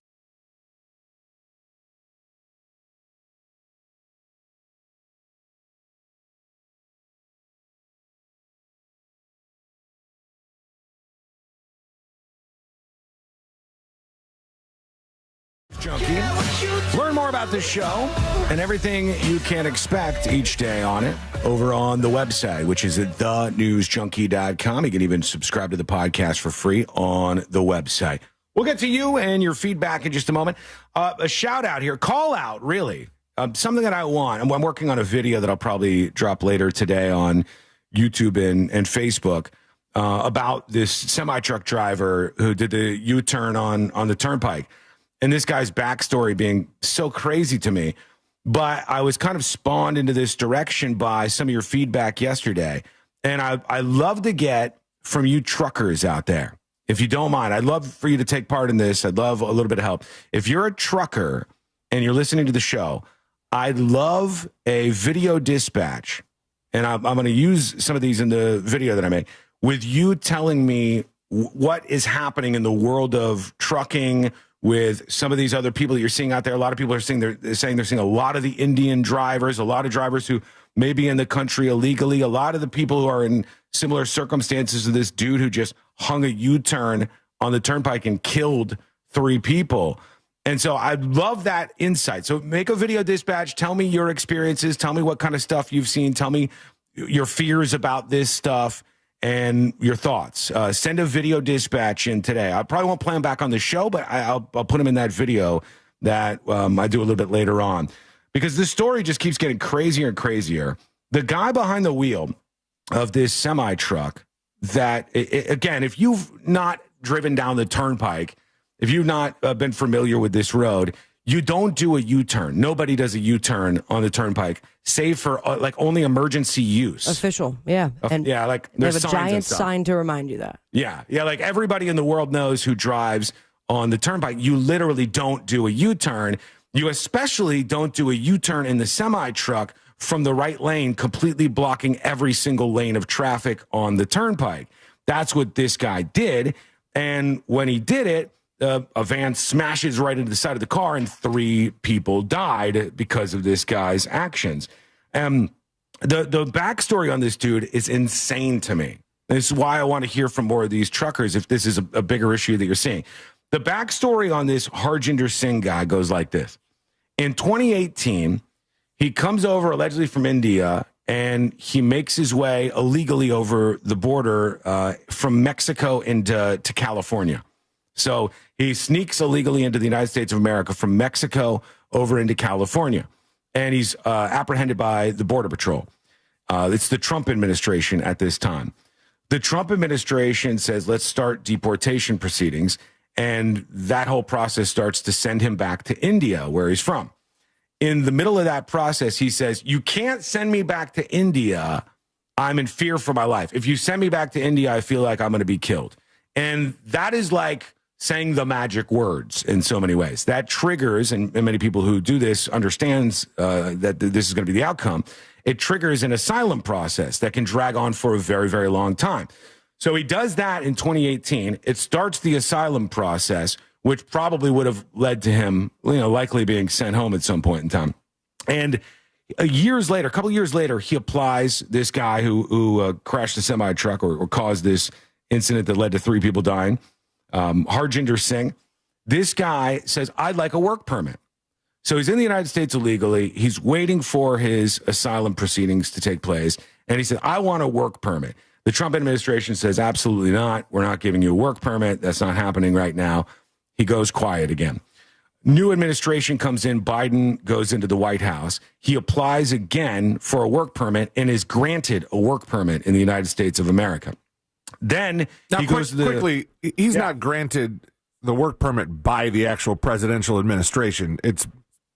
He's applying through the immigration apparatus, right? And they have taken orders from higher powers. Yeah, the administration is going to say we're going to thumbs up these things or we're going to thumbs down these things based on whatever their policies are. And so at first he gets a thumbs down. You're not getting a work permit. It wasn't like a dear President Trump, No, it wasn't like a shout out. Let me work, please. Ready to drive. Por favor. So this guy then goes to the state of Washington. In the state of Washington, he applies for a CDL, and he gets one. It's hard to tell if you're supposed to be able to get one as an illegal immigrant waiting for asylum proceedings, but he goes and gets a CDL, commercial driver's license, in the state of Washington, despite his status and all of that. And then he goes into California, and he gets another CDL. Oh. He gets another CDL that he's able to use. Was this at a time maybe that they were handed, that they were looking and seeking out truck drivers? Beautiful question for the truck drivers. I literally don't know. I mean, I've heard things about truck driver shortages and stuff on the news and a little bit of this, a little bit of that. But I don't know. Is this an end result of that? What's going on here is a bigger question. But he gets these 2 commercial driver's licenses despite the fact that he's in this country illegally. And then he gets pulled over a couple years later. This was in 2024, I believe. Harjinder Singh, the Indian behind the wheel of the semi-truck, he gets pulled over in New Mexico. And usually they, as of late, are supposed to do some tests to make sure all of these truck drivers have a grasp of the English language and understand all the road signs and stuff that are out there. But they didn't do it. They weren't enforcing this in New Mexico for whatever reason. So he keeps driving. And that leads us to, last week on the turnpike, where he's cruising along. He goes into the right lane. He does the unthinkable and cuts across to do a U-turn, blocking all lanes of traffic. A car goes full speed into the side of his semi-truck, and 3 people die. And he gets charged with that. They do those tests afterwards. They do the proficiency tests. And they asked him, I believe, 12 questions in English. He only was able to answer 2 of them. Ugh. So he did not understand much English at all. Being behind the wheel of a semi-truck. These are dangerous vehicles, people. Like, we forget about this because we trust all these truck drivers out there because they're good, hardworking people, most of them, and they know what they're doing. And they're good at their craft, right? But it's a dangerous thing. It's a dangerous thing. If you can only answer 2 questions on a 12-question quiz, that's a 16%. You have failed with flying colors. Yeah, that is not great. And then they ask him about the road signs. They said, here are some road signs. Can you pass this test? You know what these road signs mean? He only got 2 of the road signs. That is so confusing. He must have had that test when he was applying for the license to begin with, right? I don't know what the processes were in places where they, in my opinion, not supposed to give him the license to begin with. But he clearly, when they tested him in Florida after the fatal accident, didn't know English and didn't understand the street signs. So we got a lot of problems going on here. Like, we have an immigration issue. Then we have an employment of illegal immigrants issue. And then we have people not enforcing these laws to make sure the folks behind the wheel of these semis can understand all these street signs around them. This isn't politics. This is just normal public safety. And to all the people getting in the way and making that politics because you have some whatever goals, whatever political ends you want to get to, this is what happens, man. You get 3 people who died as a result of this. That is crazy, that whole trajectory. A 37-year-old woman from Pompano Beach is no longer alive. A 54-year-old man from Miami is dead. The driver was a 30-year-old man from Florida City. And this was all because of all of the, like, this myriad, this whole, like, cavalcade, this whole line of missteps and things that were just wrong that happened before it. It's just crazy to me. Really crazy. I'd love to hear from you truck drivers, especially if you want to send a video dispatch that I can use later in this video I'm making. And now they're talking about the driver facing some extradition here. Let's see what they say. The Stockton truck driver is facing vehicular homicide charges after a deadly crash in Florida. He's also now facing extradition and possible deportation. 28-year-old Harjinder Singh made his first appearance in court today. The case is sparking attention from politicians questioning his immigration status. Yeah, it's more than politicians, all right? I think it's just a lot of people going, hey, what's happening here? What's going on? And a lot of people watching the coverage and seeing things like where they go, a California man? Bro, this guy is not a California man. Much as if I go to Delhi, India, I'm not a Delhi man. I'm not, you don't just change like that. This is a guy from India. I've lived in Florida all my life, and I'm a Delhi man. I'm not even a Floridian. And I've spent most of my life, that's a loose one. Like, there will be people who took issue if I said, I'm a Floridian. They'd be like, no, you were born in Vermont, Sean. You didn't come to Florida until you were 7 years old, 7 years old, so it doesn't count. But I think we do this weird thing where we're like, this man, a Californian. He's not a Californian. What the hell are you talking about? He was there awaiting his asylum trial. And why he was issued a California commercial driver's license. ABC 10's Roxanne Elias joins us live from the Stockton courthouse. So, Roxanne, tell us what happened in court today. Come on, Roxanne. What do you got? Well, Chris, 28-year-old Singh appeared in court. He signed an extradition waiver, and he's expected to be picked up as soon as today. Now, he will be taken to Florida at that point and face his charges there. So they're going to extradite him to Florida. He's facing charges for this illegal U-turn that killed 3 people in a minivan. And then from here, I guess you got to figure out what's going on. But it flashes me back to so many things. I was telling the story during the break just a little bit. I didn't get my driver's license until I was 18 years old because I was an idiot. I didn't get my learner's permit. When you do get your learner's permit, idiot what they called losers back then? Yeah, I was a loser. Look, at the time, I think I've told this story before on the show, but at the time, No Scrubs was a really big hit on the radio, and I was literally like, you're the passenger guy. Yeah, if there was a checklist, I was literally that. I was the scrub. I was actually, yeah. It was bad. The song was about me. And I could still check off stuff about you. Hey, watch your mouth. A guy who thinks he's fly, check. Hey, I never said I was fly, did I? I don't think so. Cool. I've perhaps said that before out of turn. But I remember when I did finally get my license at 18, and I'm sure you guys do as well. There was 2 different experiences. One was when you put the keys in the car and left your house for the first time, and you were like, this is cool. I am independent. I now can do whatever I want, and I can live my own life, and that's great, right? Freedom from your parents is like this big thing that you embrace in that moment. Yeah, when you're 16, but it's not as fun when you have to like put the keys in the car for the first time and go straight to work. Yeah, well, it was still big for me, all right? But then the second moment was that first time you merge onto the interstate. Woo-hoo. And you're grabbing that wheel, and you're like... And it's so hesitant, and the person who's teaching how to drive is like, just go. It has to be smooth. Go. All right, God. Almost then they start saying things to you like, if actually going slower is more dangerous. And you're like, well, where do I go? And then the first semi swerves around you.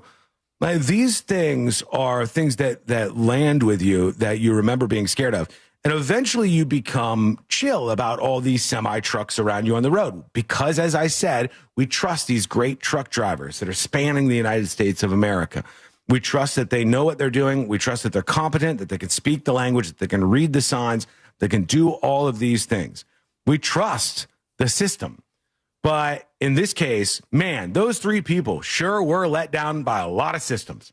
A lot of really bad systems in place. There was no avoiding it. That's so to that particular moment. Yeah, I mean, running into the car, swerve. There was no place to swerve because it took up all the lanes. Yeah, the whole road was blocked off. Unfortunately, it's kind of crazy.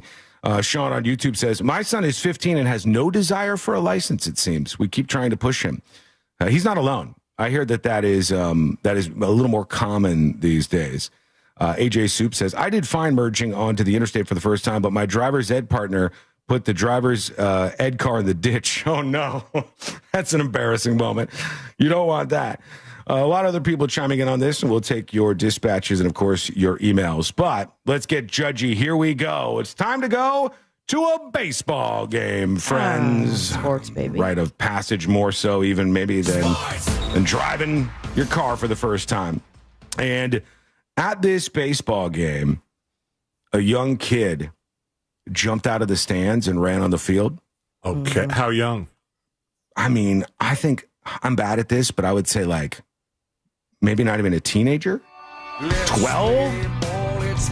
I would say kid, like a kid. He runs out and he's on the field and he's running full speed on the field, kind of interrupting the game and whatnot. And then the crowd got really upset about the way they handled this. So they tackled him. Yeah, big time. Yeah. All right, here he is. It's on the field. He's running around in circles. I mean, he's a little kid. And he's run young. Straight. He's running around circles of the security. The security guards are chasing him around the outfield. Oh, he's sandwiched. He got sandwiched.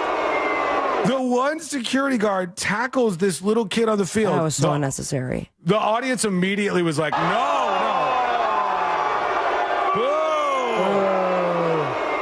Oh, now he's unconscious? And now they're just dragging his ass out of there. Oh, he's so little. Now, I do have some questions. How does the little kid get out into the field like this? What's going on there? Obviously a small hole that he was able to get through. Does your parent say, like, you know what? What are they? It's time, son. Yeah, what are they going to do? Passing it along. The Smith family is a proud family of field runners, and today is the day. Really, really want to see you get out there and sprint it on the field, kid. I don't know how the kid gets over there, but once he gets over, they did not treat him like a kid. Once the feet hit the grass, boom! Full on tackle. Big booze. I'll put this up on See It Now. Let me get the snapshot for the thumbnail right now so you can see what happened on the field here. At least for this young kid. The person taking this video zoomed in a bit. The one from the airport with the lady freaking out about Southwest. It would take me a minute to figure out what was going on and who was the one yelling, because it was nobody. Just do the little thing. Just do the little unpinch so we could zoom in and see the action. Boomers still don't understand that. They don't know how all of that works just yet. They got technology in their hands that is far beyond them. Let us know what you think. Send your dispatches over to thenewsjunkie.com. All right. When we return, we have many things to get into. We got to talk about, we're going to get geared up for the next episode for too long. Trump started being a DJ yesterday. He was playing his tunes, trying out some stuff. The last time he DJ'd was Hallelujah. We listened to the entirety of that. So, not upbeat this time. I mean, a little maybe. You could be the decider, if you will, because we'll see what happened with DJ Trump, and a whole lot more. Plus, your feedback coming up in just a moment. That is all coming up next on the News Junkie. Real radio is The Monsters in the Morning. So what you're saying is I'm the Taylor Sheraton. No, you're more like a Bob Marriott. The Monsters in the Morning. Real Radio 104.1. From the Odoo.com Traffic Center. Odoo.com, the only business software you will need. Traffic slowing down on Florida's Turnpike due to an accident off to the shoulder northbound just past that Oakland Exchange exit. Folks, how's your Wednesday going, yeah? How we doing? Time for a couple questions for you. How is your Wednesday going? It's number one. What are you having for lunch today? It's number two. So grab one now to power you through the day. Payday, peanut caramel bar. How are you doing? What are you having for lunch today?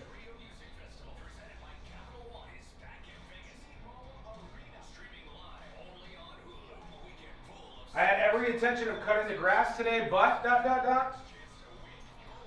I got an awkward situation because there's a guy changing the wallpaper out in the hallway in these little like cutouts, and I'm trying to time this so I'm not like going out there and bothering him, but then I can pay him.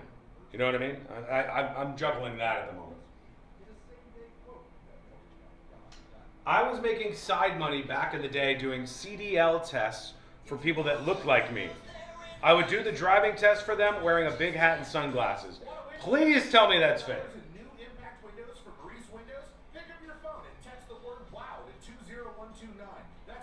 A buffalo hot chicken wrap? Nice.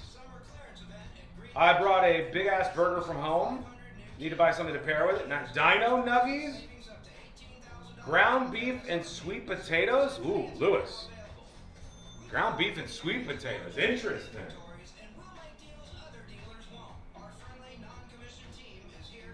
Sloppy Joe's? Nice. My driver's test in 1991 was in a Datsun. No power brakes, no power steering, no power windows, no power locks, and a 5-speed transmission. Whew. That's like playing on hard mode, man. That's a whole different world kids don't understand these days. Kids these days. Salsa chicken and mashed cauliflower? Nice. You guys are eating good today. Mac and cheese, side of watermelon chunks? Stuffed pepper? Look, what? Are you guys all rich? What's going on?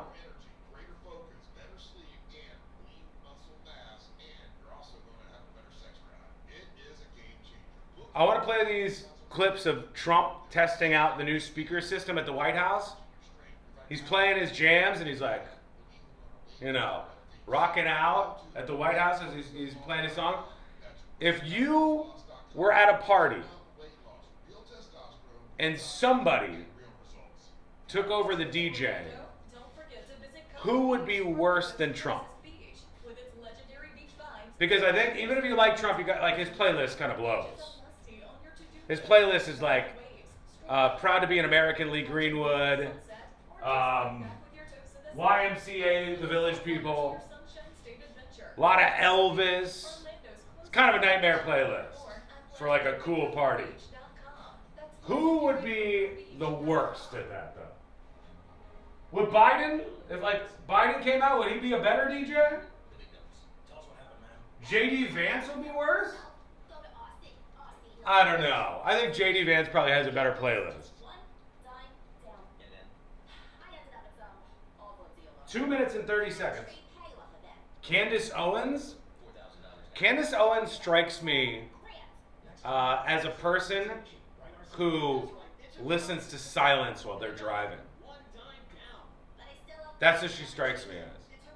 She strikes me as a person who, like, they're in a vehicle and they're just like, none of the music is terrible, so I will listen to no music.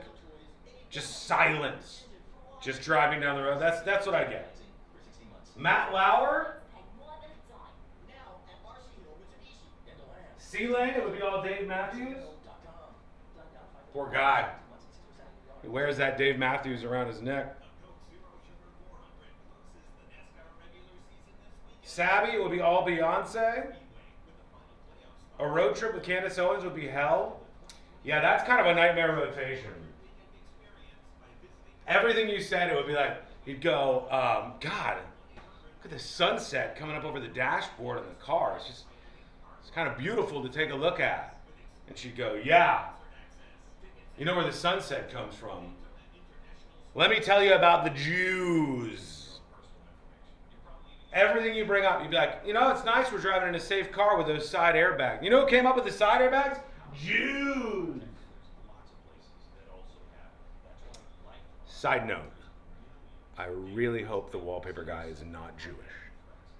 Because if he hears what's going on right here in the studio, he's on the other side of that wall, things will get weird. Forgot about that. Forgot about that. All right, here we go.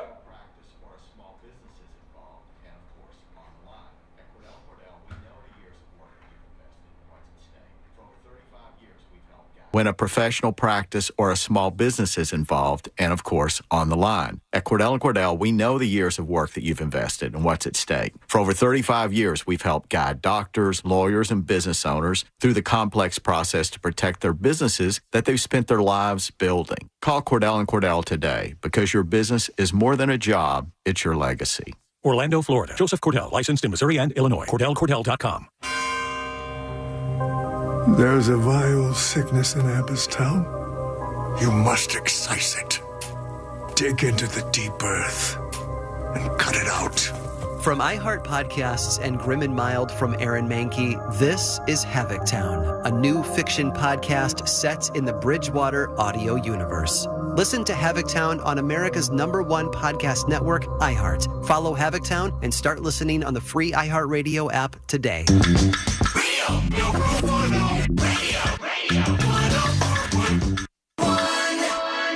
Filling in the gaps between the New York Times and World Star.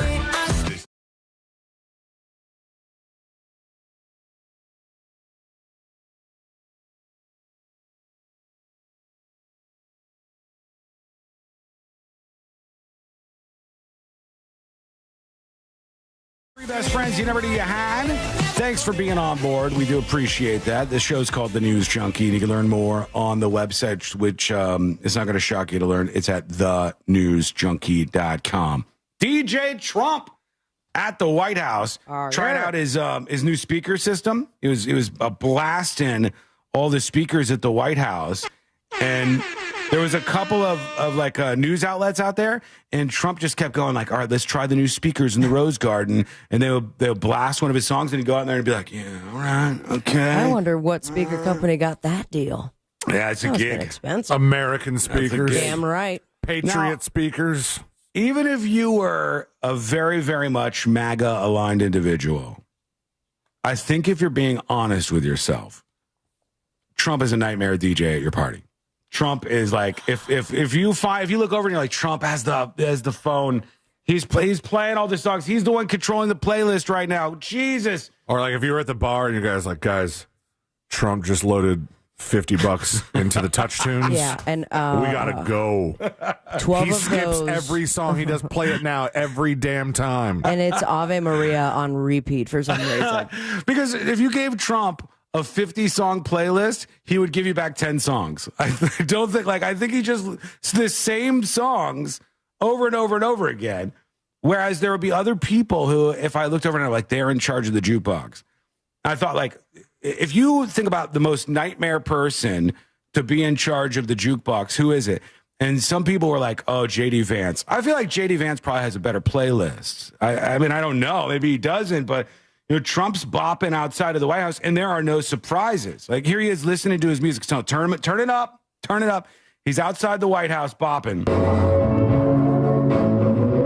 Little Elvis.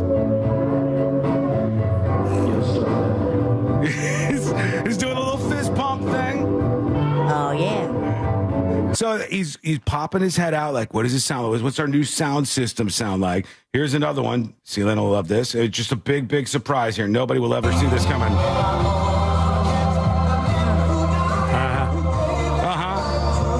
Yeah. I mean, is that one of the new flagpoles? Songs. Yeah, this is one of the new ones. Yeah. I Not haven't as heard big as much you thought, about. huh? Yeah, exactly. Yeah. That is very loud. Yeah, it's blaring. This is just a camera wandering around near the Rose Garden out there, and the music is blaring, and it's the same couple of songs. You're like, if Trump's hanging out with you, you go, dude, I know that the YMCA has had a big cultural impact and all, but you got anything else? Throw us for a loop here. What's the song that you play? And then people go, damn, I didn't know Trump like that. Like, If he liked Zombie Nation, that might be a good mix up. That might be something that he could toss, have that, or Darude Sandstorm. Like mix it up. It was like really just have something different. Same stuff. I can't imagine being at an event out here. It's just blaring loud. Yeah, man of God. And you're just like, the president played this. I can't, there's nothing I can do. I cannot really complain about it. I just have, DJ Trump, I have to embrace it. He played Elvis Presley, Are You Lonesome Tonight? Brace yourself. He looked lonesome just standing. It looked for a second like he was just by himself there. There were other people around. The greatest bass. Well, he was like kind of by himself on the patio, but there was some people nearby. He played Pavarotti's Nessun Dorma. There you go. Joe Cocker's You Are So Beautiful. That's so one he likes the slower tunes. Yeah, imagine having a brand new speaker setup and you're like, I'm going to test this out. Let's see what we got going on here. Crank up You Are So Beautiful by Joe Cocker. I'm Mr. Lonely. Sounds incredible. The treble. If you want to try something out, I'll go, what's the most thumping, pumping song Here we go. I can think of? Let me put this sucker on there. I'm so surprised you're not playing the thing.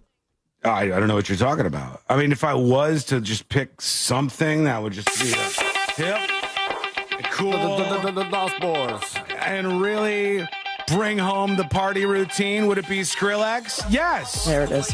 Yeah, I might do that personally, but Trump goes this route. I mean, you could stick with Cocker and go Feeling All Right. That's a banger. Yeah, that would be good. That would be good. Beatles cover. But not, God bless the USA, even if you're at the White House. Good God. All right, let's see. So you're telling me that might not be the best song? I am telling you that whilst it's a nice patriotic song, it's not something I would ever play on my own. Ever. I would not. I have a dubstep version of it I would play before the original. It is the original is not great. The epitome of the South Park episode where the guy's just like with his guitar going 9/11, 9/11, and I know that don't come at me. I know that Proud to Be American is an older song than that, but it's just that's what I hear. I got you. Kay emails the show, tipsthenewsjunkie.com, talking about these truckers and in particular the Indian dude who killed 3 people on the turnpike. And Kay says, I was making side money back in the day doing CDL tests for people who looked like me. I would do the driving test for them wearing a big hat and sunglasses, which, come on, please tell me that's not true. Mark is talking about the disabled kids. He says, I think I found the reason the 61-year-old man turned the sprinklers on those kids. Big Mark from Palm Bay. I don't know that I want to click this link. I don't know. Please don't make a disabled kid. Oh, dude, I can already see. That's messed up. Yeah, no. On the first day. No, Jimmy from South Park. No, buddy, come on. What a great audience. Owen is talking about the show yesterday. Owen says, I'm a podcast listener, and I was listening yesterday when I heard you guys talking about the app Focus Friend. This is an app to help you stay off your phone, and your little Tamagotchi-style Focus Friend, he dies if you use the bad apps, and he stays alive and is healthy, and you can make his room cool if you stay off your phone more. As somebody who has the app and is subscribed to Hank Green's YouTube channel, I can confidently say you made a mistake and I'm here to correct him. You said when you go on to other apps, it kills the bean guy. When in reality, you just stop the bean's knitting.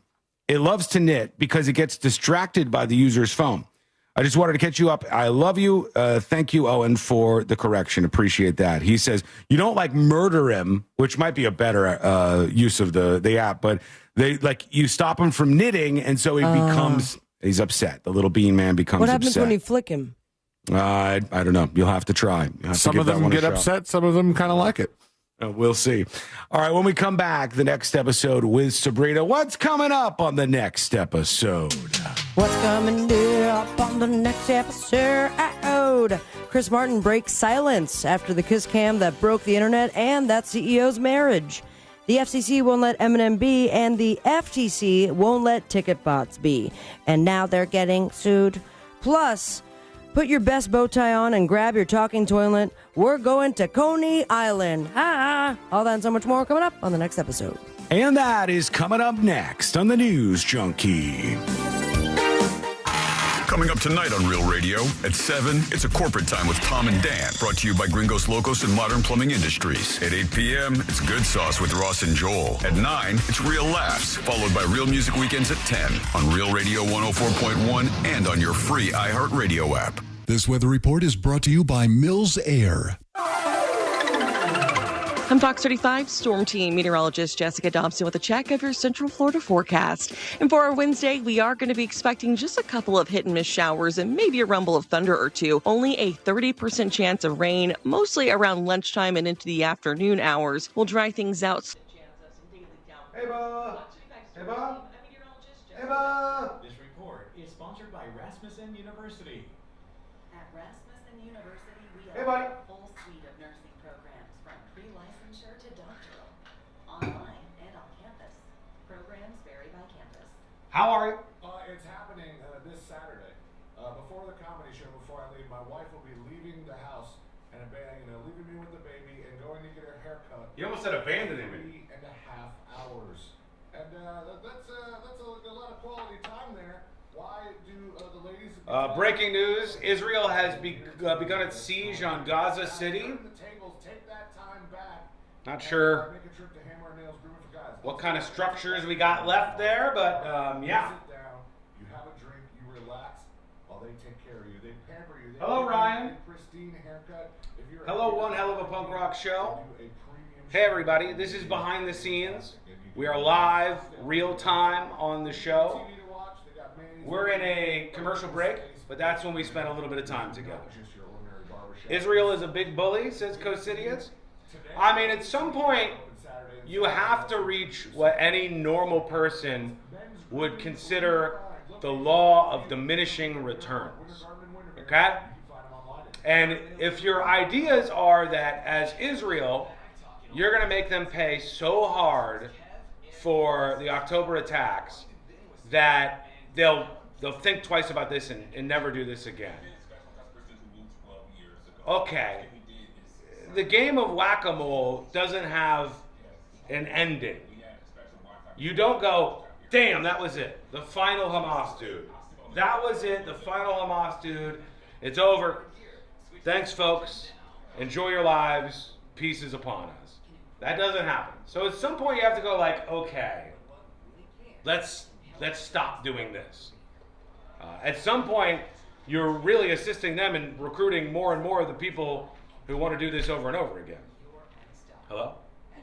How's it going? Good. What can I do for you? Ew, don't put your mouth on the door. How's it going out there? Can you see what I'm saying? Can you hear? Can you hear what I'm saying out there? I don't know. He probably can. I was saying some things about Jews. All right. You're a real rocket ship today. See you later. Ladies and gentlemen, Courtney.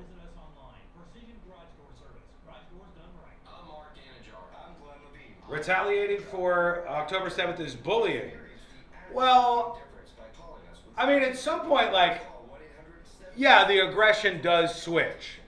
Like, horrific, terrible, god-awful attack. I encourage everybody to, as bad as it is, watch the videos, because it will show you how barbaric and inhuman the people who committed those atrocities on the folks in Israel that got attacked.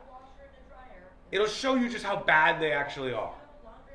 But on the other end of the spectrum, it's like, what are you going to do? You going to completely wipe everybody out there, every single building out? At some point, it's bad strategy to keep going. You know what I'm saying? Like, somebody could sucker punch a boxer and do some things that everybody agreed were just like out of line, terrible, horrible in every way. But eventually, when that other boxer was punching back, you'd be like, okay, all right. Okay. I think it's time for Israel to wrap it up.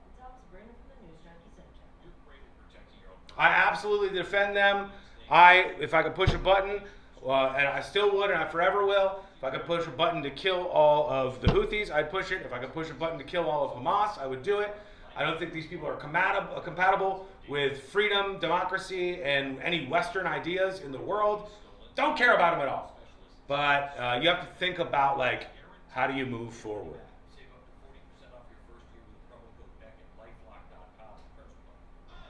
1 minute. Coming back for the next episode right now, folks. After that, the most awkward moment. I can't wait to play this for you today. Here we go.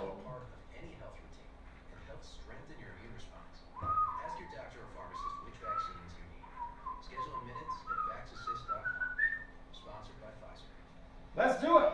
And help strengthen your immune response. Ask your doctor or pharmacist which vaccines you need. Schedule in minutes at vaxassist.com. Sponsored by Pfizer. This week on Red Pilled America, we tell the story of Douglas Mackey, the man that faced a decade in prison. His crime? He posted a meme. Listen to Red Pilled America on the iHeartRadio app.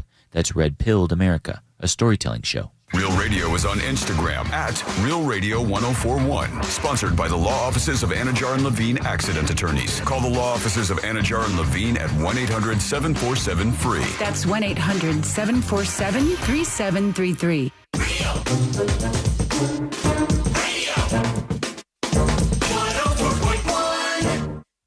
Because the newspapers don't come with cliff notes or potentially offensive accents.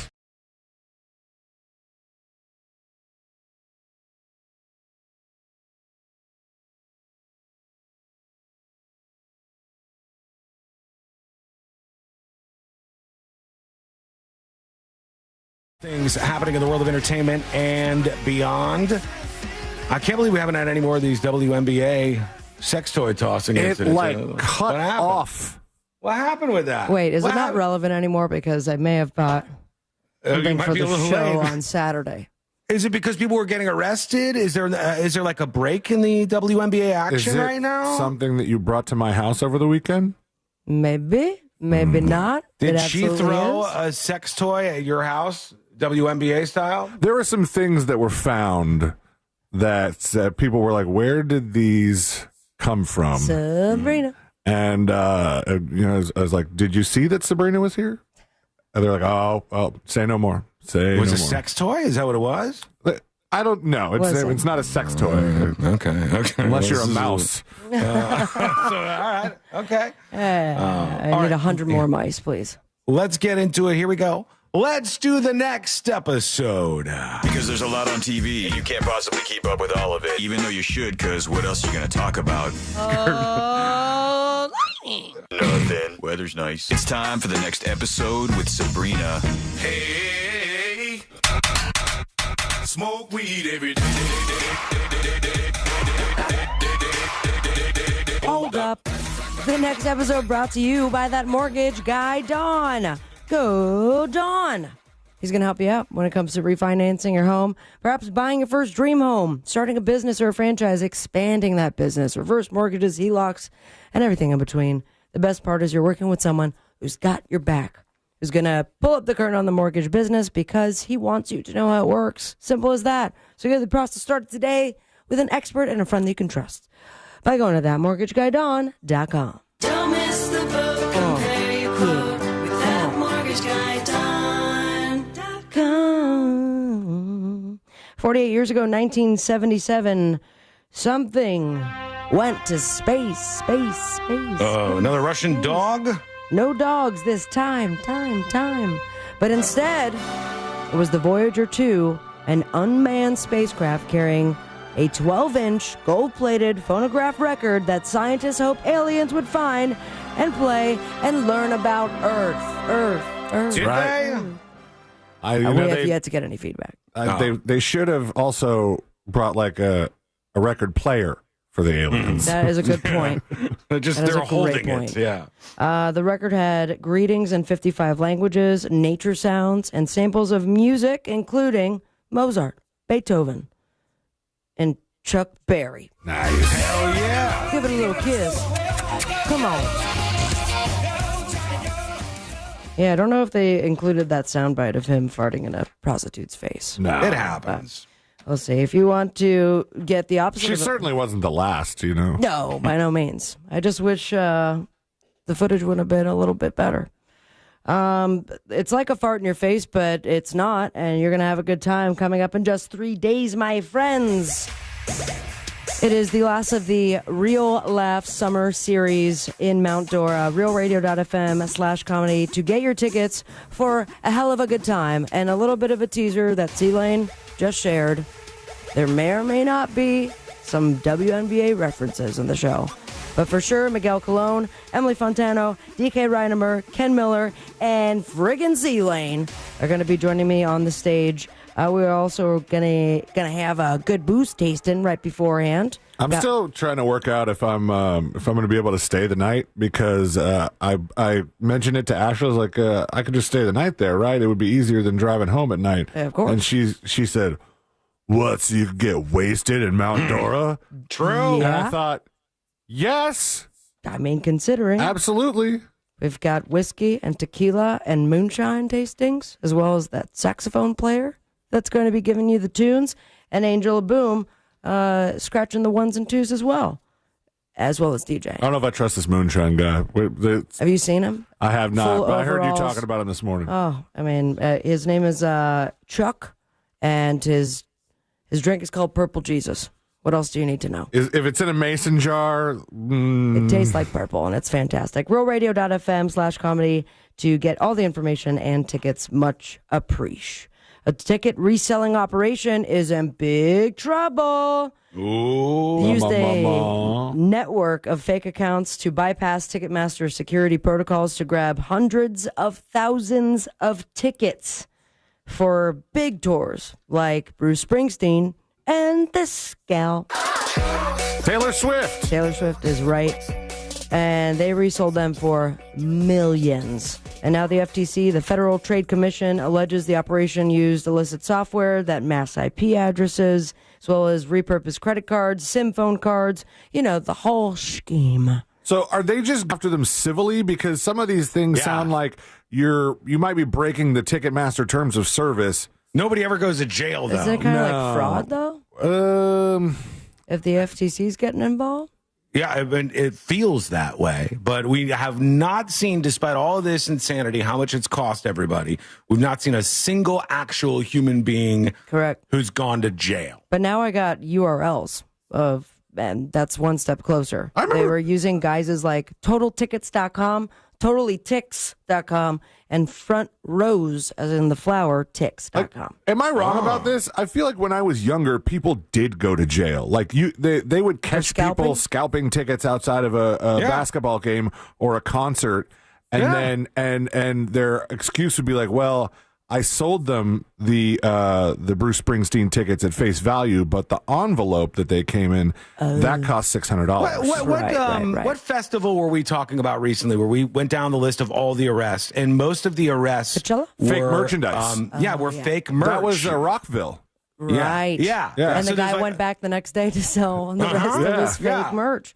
So, according to this story, the group is accused of buying over 300,000 tickets to over 3,000 live performances from June 2022 to December 2023 in bunches of 15 or more to each event, and the total cost of approximately $46.7 million. Then reselling them for $52.4 million, netting millions of dollars. Do the math. Actual people who aren't getting in trouble. Yes, and we'll see what happens next. They have yet to name names. The farthest we got was the URLs.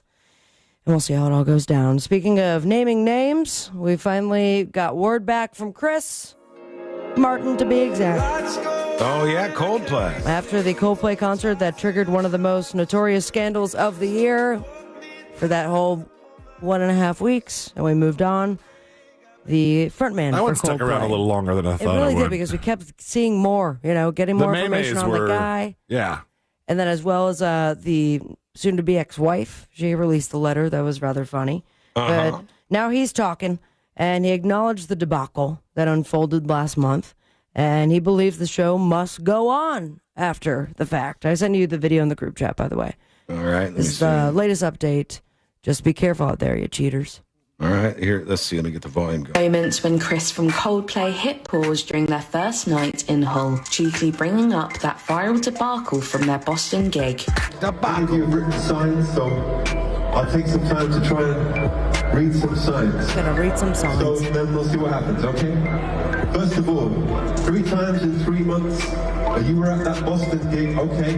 Well, thank you for coming again after that debacle, and happy birthday in a few days. Well, I see you. Thank you for coming. After an unforgettable opening night, Coldplay returns to Craven Park again this evening. Yeah, he didn't say too much about it. That's some silence that was broken. He just said, if you've been at that Boston show, happy birthday. I just like the next show that they played after that story blew up. He goes, all right, we're going to do this song now. We're going to do the Jumbotron thing. Do you know what this feels like to me? And I know this is not popular. I know this is not a popular take. But this feels to me like there's portions of some of these concerts that I don't like. I don't want to listen to Chris Martin from Coldplay read all the signs in the crowd and talk about the Jumbotron. I don't like the part. They're doing that now. Jonas Brothers spent like a good 10 minutes trying to find this one couple to announce the gender of their baby. Yeah. But they even handed the female, the wife, the baby mama to be, a microphone. And then they spent a good 3 minutes trying to find her because she was off stage somewhere. She still had the mic. She still had the mic. She's like, I'm over here. You can't see me, Nick. I also didn't like, and I talked about this, but a lot of people, including C-Lane, like this. When Garth Brooks plays, like a third of his show is just people going, play this song. And he goes, it plays whatever song. Oh, he does that for like but that's 3 what you minutes. get for $75 a ticket. It goes on forever. And I'm like, just play Thunder Rolls, man. Loser. Or maybe use your money and buy a gray suit, polish up a red bow tie, grab your talking toilet, because we've got Pee-wee Fest, baby. All right. It's the 40th anniversary of Pee-wee's Big Adventure. And on August 24th, the boardwalk over in Coney Island is throwing a Pee-wee party for all ages. And a Pee Wee Herman look-alike contest. Have they been doing this long? Like, did they ever do this when he was still alive? I don't believe so. I think they're just like, he's dead now, and it's the 40th anniversary. Let's take advantage of it. Best him. Yeah, it promises all the spectacle you'd expectacle from the nonprofit that invented the Mermaid Parade. Pee Wee Herman's body of work. Can you imagine if there's Pee Wee Herman's body will be displayed? That would be great. I'd see that. Has left an incredible mark on American pop culture. Our nonprofit arts organization created the Mermaid Parade, so why not have a day where we can celebrate the colorful characters that Paul Rubens created? Ha ha! There he is. On the boob tube, we have America's Got Talent on NBC. Who Wants to Be a Millionaire? Match Game. The 17th season finale of It's Always Sunny in Philadelphia. Inside the Worlds of Epic Universe on NBC. And The Map That Leads to You on Amazon. You can catch Andy Samberg on Jimmy Kimmel, hosted by Tiffany Haddish. And you follow your dreams. And me on Instagram, at Sabrina Amber. And most importantly, say it with me, America. Smoke weed every day. Just completely glossing over 17 seasons. It has to be, right? Like, and that's the show where if the first season of that show you would have said this is going to be one of the longest scripted comedy series of all time, people go, okay, come on, let's be real. This show ain't Hell, going on for I don't that even think they long. got through the first episode and thought Danny DeVito is going to be on this show one day. Right, yeah. Like they were surprised they got through one season, and here they are 17 seasons later. All right, when we come back, I have to play this for you. It's the most awkward thing I've seen. And it's really transfixing the internet today as it goes mega viral. A woman decides to do something at her wedding. I don't know. I'm not sure how you're going to feel about this, but you got to hear it. And that is coming up next on the News Junkie. The NFL preseason concludes when the Tampa Bay Bucks host the Buffalo Bills this Saturday. Coverage starts at 6:30 p.m. on Real Radio 104.1 and the free iHeartRadio app. Presented by Renewal by Anderson, official partner of the Tampa Bay Buccaneers. From the Clausman Law Traffic Center, car crash, call Clausman Law. ClausmanLaw.com. You won't be running into any surprises that'll be affecting your ride on the major roadways this afternoon, although you might get caught up in some familiar delays. Hey, everybody. And State Road 535. See traffic troubles, call the Valvoline Instant Oil Change traffic tip line at 866-676-8477. From the traffic center, I'm James Birmingham. This report is Question. sponsored by Truist. When you work Is it with someone rude who's a lot for me to go out there where the guy's doing the wallpaper work in the hallway and say, hey, wanted to make sure you don't have to wait around, like how am I supposed to pay you? What method of payment can I use? So I can knock that out ahead of time? Is it weird to like ask before the person's done? Instead of paying more to the power company, you can take control of your own energy. Tell him he's doing excelente. I noticed you were doing an excelente job. Your energy needs, so you can lock in lower costs and enjoy predictable bills for years to come. And right now, federal tax credit. Excelente. But that goes away soon. So stop dreading that next bill. You aren't freezing on screen, but the audio isn't coming through. I think that might be you, Robert. I think that might be a Robert issue. Let's refresh real quick. Have Dortney pay? Well, I'm going to have to send the money. I'm going to have to be the one that sends the money. So you got to kind of have that little dance where you go, Zelle, Venmo, what are we doing here? I wouldn't until it's complete. It says Backyard Ecosystems. And you seem like you would know. You seem like you do work at people's houses. Ugh. Don't bother them, is that what you're saying? All right. What's weird is getting wallpaper in 2025. Tell me you know nothing about design without telling me you know nothing about design. It's going to look great. There's already wallpaper in this space. It's like inset space where there's a bunch of like, it's hard to explain, but it's a cut-in.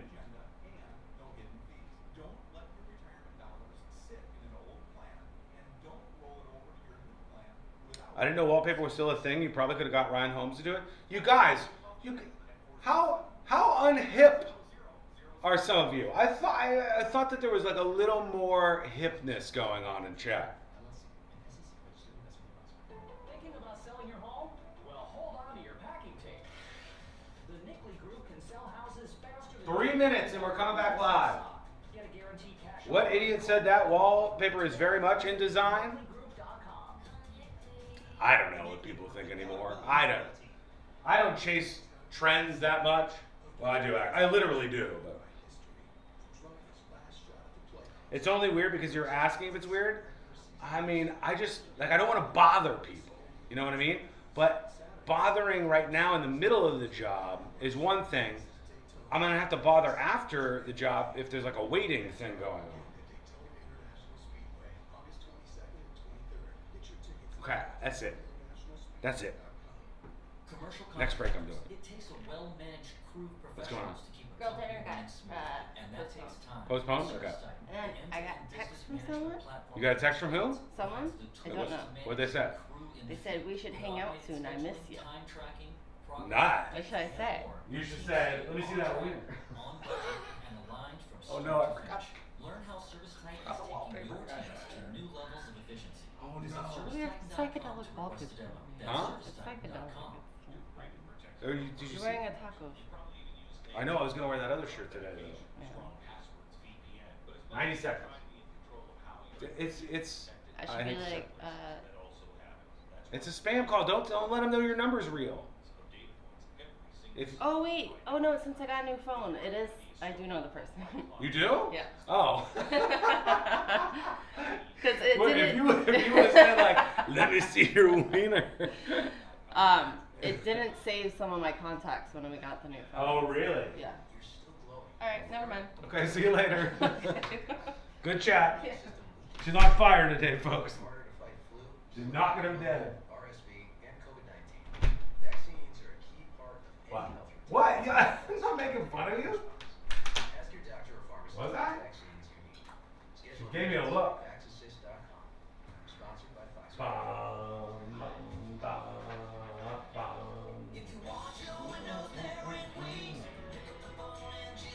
Here we go. Sponsored by Pfizer. If you want your windows there in weeks, pick up the phone and just text Reese. Want to win $15,000 in new impact windows from Reese Windows? Pick up your phone and text the word WOW to 20129. That's WOW to 20129. We are professional grade at Orange Buick GMC. Online at orangebuickgmc.com. Live from the JustCallMo.com studios. Got questions after an accident? Just call Mo. Visit JustCallMo.com or dial 1-800-CALL-MO. This is WTKS-FM HD1 Cocoa Beach, Orlando. An iHeart radio station. Make us the #1 preset on your car radio and on the free new and improved iHeart radio app. Listen for all your music, radio, and podcasts. Free never sounded so good. Now, your chance at $1,000 and a trip to our iHeart Radio Music Festival. Text the nationwide keyword festival to 200-200. You'll get a confirmation text and info. Standard data and message rates apply in this nationwide contest. That's festival to 200-200. Radio 104.1. Dispensing unsolicited advice on a wide range of pointless topics.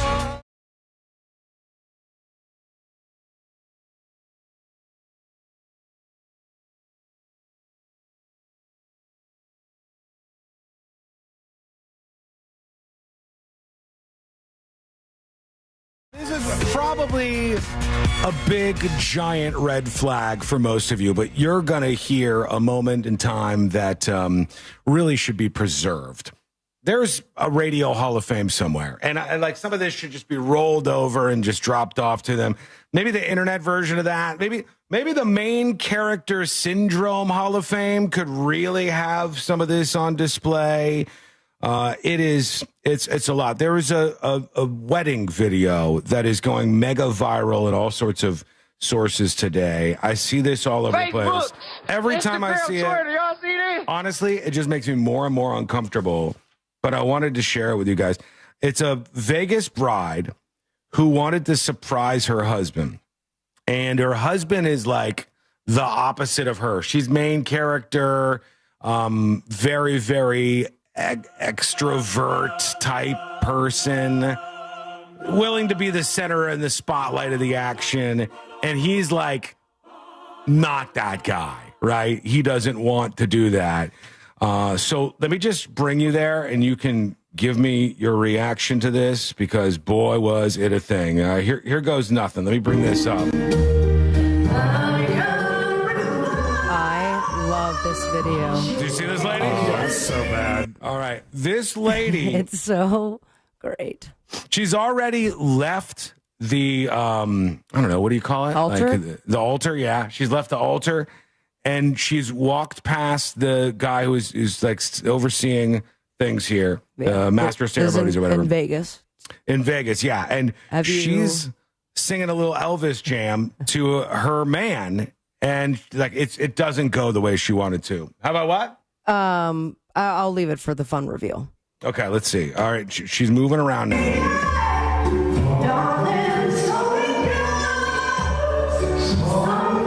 It's a dog dog in attendance. It's like This screams Vegas, man. I'll tell you that. I'm seeing a lot here that I go, I don't know. This is one of those people, and I don't know that I've ever dated anybody like this, but there's a category of people that can sing and they know it. And so, like, I've certainly had them in my friends group where it's like, happy birthday, everyone sings normal, and they're like, happy birthday. Yeah. And everyone can hear you. They flex a little bit harder, a little bit more. There'll always be it's a lot of times it's a black guy or girl, and their friends will be like, do it. Nah, come on. Now, to this woman's credit, she does have a great voice. She has a good voice, and she's one of those people. She's one of those people where she's like, I'm going to let people know I can sing. And but sometimes even a really good voice, it somehow doesn't sound as good, or just you're more annoyed that your level of annoyance is higher than your level of, ooh, she's got an impressive voice, because you're just like, why is this here? Why is this going on? Frogging Molly on Twitch says, I can sing, but I don't because it feels cringy. Like this? Like this? Where's my husband? There he is. He looks thrilled. He's on his cell phone. Just for the record. He's over here. I forgot it's my wedding. He's over here on his cell phone. It looks like Jared Leto's fat brother. And and she's like, where's my husband? Where is he?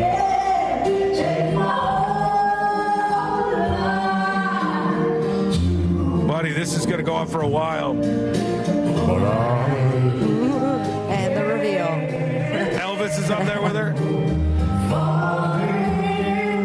She's pretty much upstaging Elvis, by the way. He's like, this is the one thing that I do when you pay me for it. I marry you, and then I sing my song. And no one can hear the poor guy. Like, B-Dob's dad would probably know these vibes. Yeah. Hey, I'm the Elvis impersonator right now. You watch, let me do my Elvis impersonator. But then again, it is her wedding. She's like, nope, give me that microphone.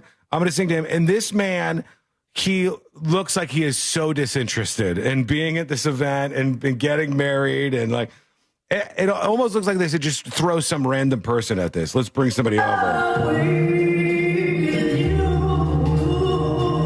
Singing in his face. I don't even know how I would feel.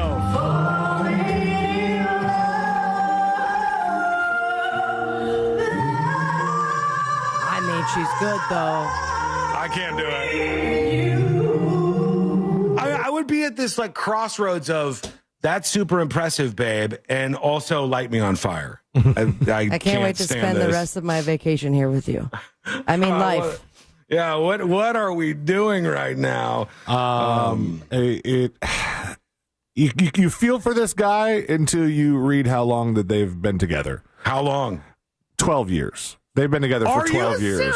So he's used to that. Yeah. Wow. He knows exactly 100% what he's getting into. Is this a man settling? Is this maybe. I don't know. This guy is going, all right, this is what we're going to do. I'll just deal with it, for God's sake. Here we are. They say singer and songwriter. I don't know about, if she's lauded for much of her songs. She's getting roasted for a lot of her singing, it seems like. She told Newsweek her now husband, Shamir, had just a few too many drinks, and since he's used to filming our videos, he decided he wanted to get another camera angle. That's why he was holding his cell phone. Right. Oh, yeah, that's it. And she said, I always knew I would sing at our wedding when the day came. Music is such a big part of our lives. I didn't hear him sing at all. He didn't sing. Yeah, he's silent in the back. Was that her quote? Is that her saying that? Yeah. Okay, so she goes, he's in the back, he films our videos. Does he want to film your videos? Or is it like, okay, babe, mama's going to do her thing. Get ready. I need a good angle on this if you don't mind. How comfortable is he in that role? Talking about the look at me factor. I don't know if it was the caption in the video we just watched or if this was a repost or something. The caption was, surprising my shy husband with his favorite Elvis song at our Vegas wedding. Ended up, Elvis enjoyed it more. because Elvis can truly appreciate it, right? It is the best my venue has ever sounded. Thank you very much.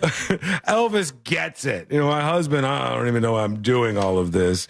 Okay, a couple other things real quick I wanted to touch on. One is we've got our new target for the latest episode of South Park. They're dropping it out. Wednesday on an all-new South Park. Uh-oh. Wow. They're going to curse during a trailer for South Park. They will. 1,000% will. Okay, it's got Towley going to D.C., the Stone Towel character, and they're taking on the D.C. Crackdown.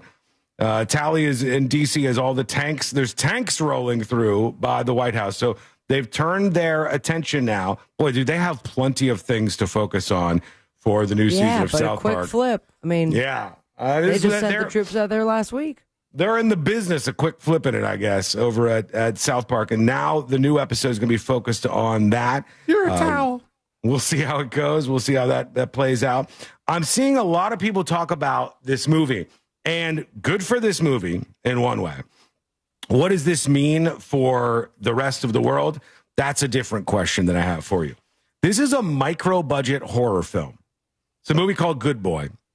And it's a look up the rundown on this. You guys are going to run into a problem. I can tell you, I'm not watching it. Good Boy. With the dog in the cover? Absolutely not.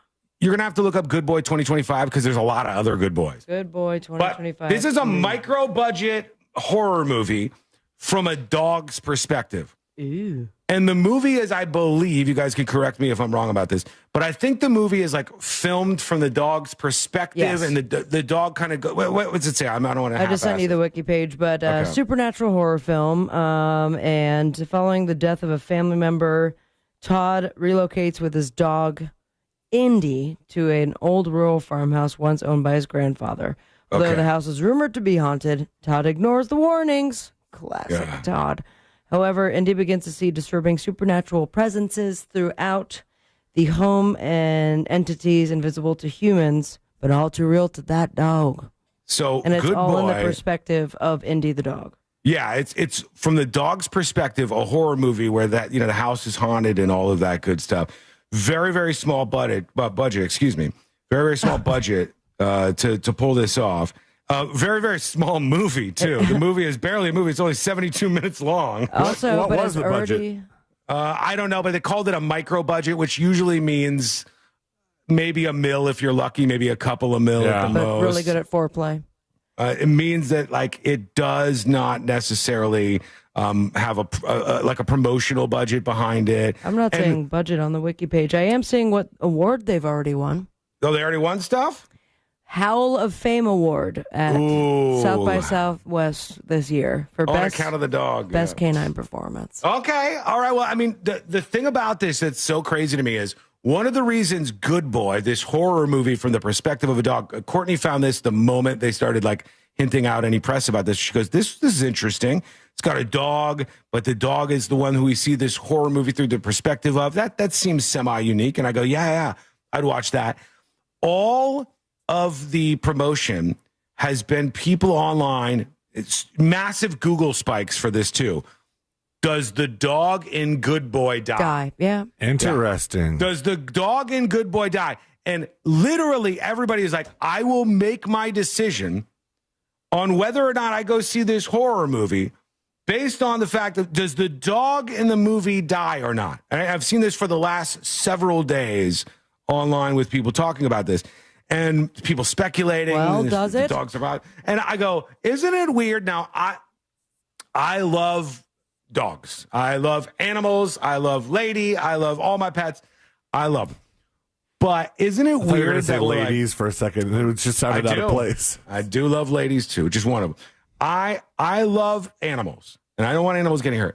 But isn't it crazy that we're like, I hope this horror movie, where undoubtedly countless human beings will die in the most aggressive and vile ways that you could ever think of. It's a horror movie, for God's sake. People will go, I will watch that. But you better not kill the dog. I won't even watch it if the dog is hurt. And that's I'm talking even evil dogs. Like one of the hardest parts of playing The Last of Us was where I had to kill a dog that was attacking. What? in the game. You got to kill the dog. Yes, spoiler alert. But like, I don't want to hear that. Like, you know, the yelp that they're being hurt. Yeah. Everybody is judging whether or not they're seeing this, and it's like a one-man promotion on its own. The whole discussion of people going, "Well, I'm not seeing a movie if the dog dies." And I said, well, I mean, I guess it makes sense. You people are thinking this more so through than I did. Like when I told the story about taking my son Dylan when he was a child, and I took him to see Marley and Me, the dog movie, and he started bawling in the middle of the movie, and he said, "Why would you take me to see this?" I mean, why would you take him to see that? I didn't know anything about Marley and Me. I thought, for some reason, I thought it was like an Owen Wilson vehicle or something. I thought it was wow, that dog's dead. I thought it was like a good time with the dog, and you know. The last one I ever saw in theaters was My Dog Skip, and I will never watch in theaters any movie that has a dog in the front. People don't like poster, it. No way. People don't like it. It was like the movie that I watched with Halle Berry, where there was a scene where there was like a dog, and we're gonna kill the dog right here. Or I Am Legend. John Wick. I Am Legend. Yeah, all these movies where they're full of human beings that are dying like crazy, like everywhere, humans dying in the worst ways you could think of. But people go, if you so much as scratch that dog, I will walk out of this theater right now. I cannot support this kind of vile creation. If you're going to kill the dog in the movie, and that's how people are. And you know what? It'll probably drive me to see it. I think it looks good. I'm interested. It's got me. And it didn't cost a lot of money to make.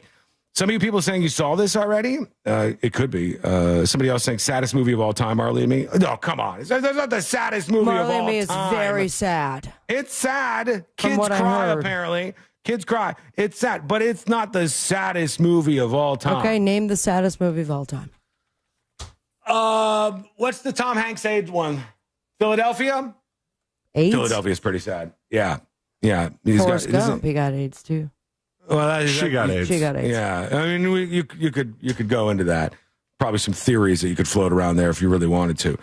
Saddest movie of all time, number one at the box office, Weapons, where they did. I told you, I don't respect this. I want to point this out for the 10 people that saw this movie and who get what I'm talking about. I hate this. I hate what happened. This is really hard to see because it's somebody taking a picture inside the theater. But the movie Weapons, which is still number one at the box office, there's one scene where they show a house and there's a gun over the top of the house, and the gun has a time on it, like an alarm clock, and the gun is like spinning around like you're in a video game, and you can like walk up to it and get the gun. Weird. And everybody watching the movie left, like Courtney and I did too. We're like, what was that gun about? Why did they put the gun over the house? Why was there the gun with the time on it? What did it mean? What does all this mean? Everybody afterwards talking about this. And they keep asking the director, hey, what was the meaning of the gun over the house? What was the meaning of the time on the gun? He's like, nothing really. I just nice. I like wanted that. To start a no answer. Yeah, he's like, I want to start a conversation. That's it. I mean, it looks like they're already working on a sequel to this Good Boy movie. Are they? The dog one already has a sequel? Working title is Good Girl, The Blair Bitch Project. Oh, nice. Oh, there we go. C-Lane? Not good. I don't know why I follow you. Are a dad. You are. Every time he does it, I follow because I'm like, oh, that's really interesting. I was right there behind you saying, oh, he's doing his research. Mm-hmm. Every time. The facts. Wikipedia up and everything. And I'm like, wow, this is useful information. There we go. All right. Thank you. Thank you, folks. You're welcome. You could take that, but I just want you to know I don't really mean it. All right? Oh, my God. I'm seeing something for a third part to this franchise. I'm not buying this. I'm not. It's called Good What? Spayed and Slaughtered. I'm not. We're going to. Quick break. We'll be back in just a second. I'm going to leave it there. Try the fourth. We'll be back in a moment with you. Your dispatches have not been featured on the show, but a lot of you have things that you want to talk about, so we'll get into that. Also, anytime they make a change at Costco, people seem to lose their minds, and the meltdowns are on because the change has happened. What's going down? That is coming up next on the News Junkie. Real radio is the Jim Colbert Show. Old takes, bad jokes, and too much honesty. The Jim Colbert Show, weekdays at 3 on Real Radio 104.1. There's a couple accidents to keep an eye out for where Edgewater Drive meets Arthur Avenue on Lee Road at Diplomat Circle on the major roadways. You won't be expecting any problems affecting your ride, although you're going to run into some slowdowns eastbound on I-4 between Osceola Parkway and State Road 535. There's slowdowns at the Ramp Junction where Florida's Turnpike and the Beach Line meet. See traffic troubles, call the Valvoline Instant Oil Change traffic tip line at 866-676-8477. From the Traffic Center, I'm James Birmingham. This report is sponsored by Stand Up to Cancer. Joe Buck and John Smoltz welcoming you back to the City Center Convenience Mart. Uh-oh. She's looking at the cigarettes, but she just grabs the gum off the counter. Stand Up to Cancer and Rally want you to reduce your risk for cancer. Go to takeahealthystand.org. The Coke Zero Sugar 400 closes the NASCAR regular season this weekend at Daytona International Speedway with the final playoff spots on the line. Get your tickets to the 2025 Coke Zero Sugar 400 weekend experience by visiting DaytonaInternationalSpeedway.com or calling. Hey, let's go, Mike. Hey guys, it's Angel from the Mom. You know I love cooking on my big green. I'm going out there. I have to get the printout for the person who has an unban request, so you can judge whether this person will be unbanned, and that requires me to go right next to the wallpaper. Right back.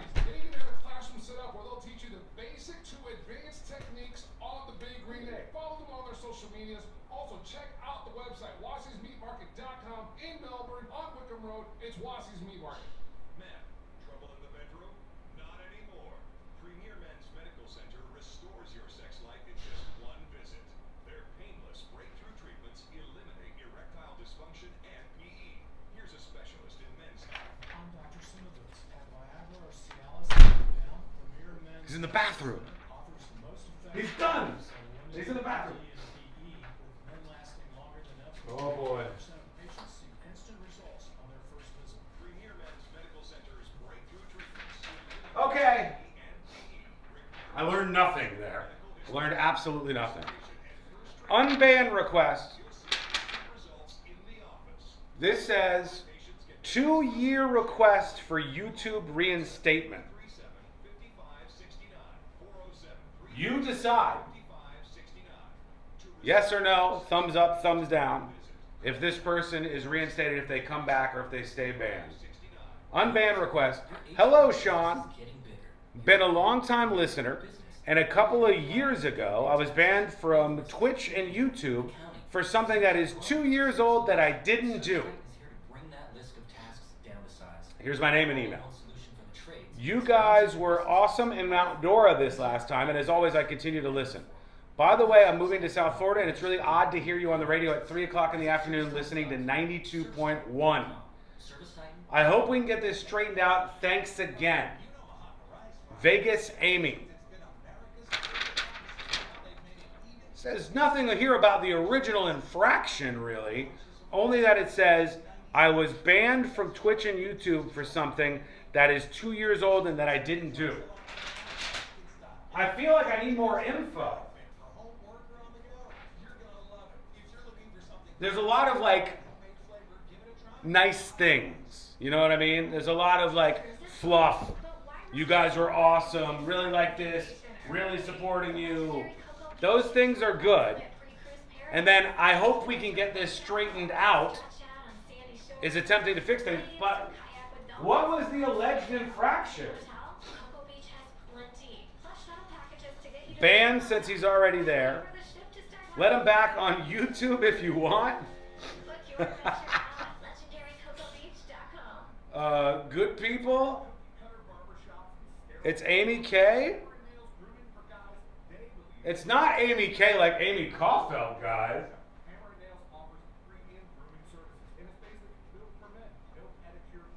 Sean, I don't know if it should be talked about on the school mic because of those they impacted. Oh, okay.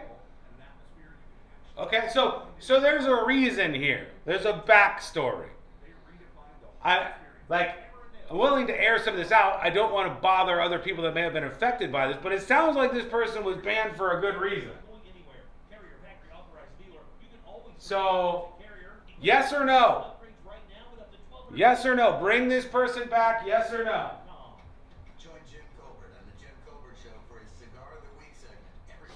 Mama Greaser says I'm still banned from the app. No shot.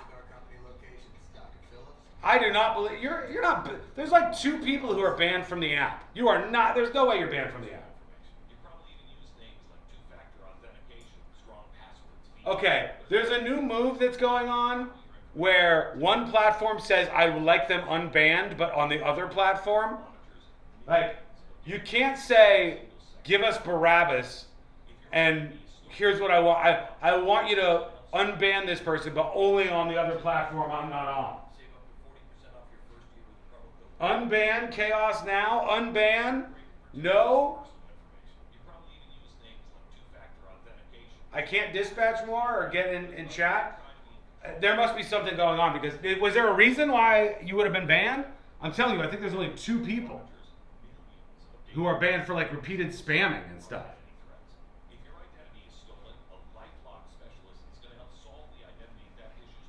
Ban everyone on Twitch? It's Amy K. Jenkins? I don't know what that means. Unban or ban? Well, hang on. We'll revisit in a second. Don't. We will revisit in just a second.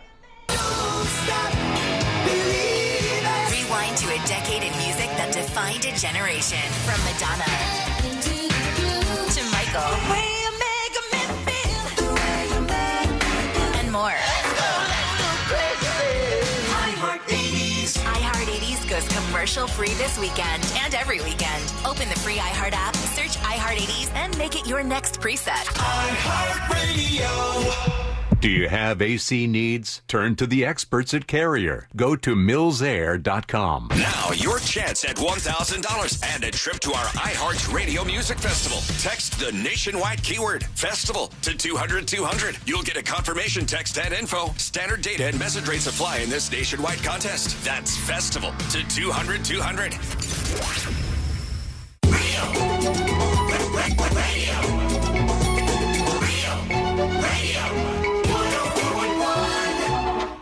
Forever at the crossroads between viral news and total chaos.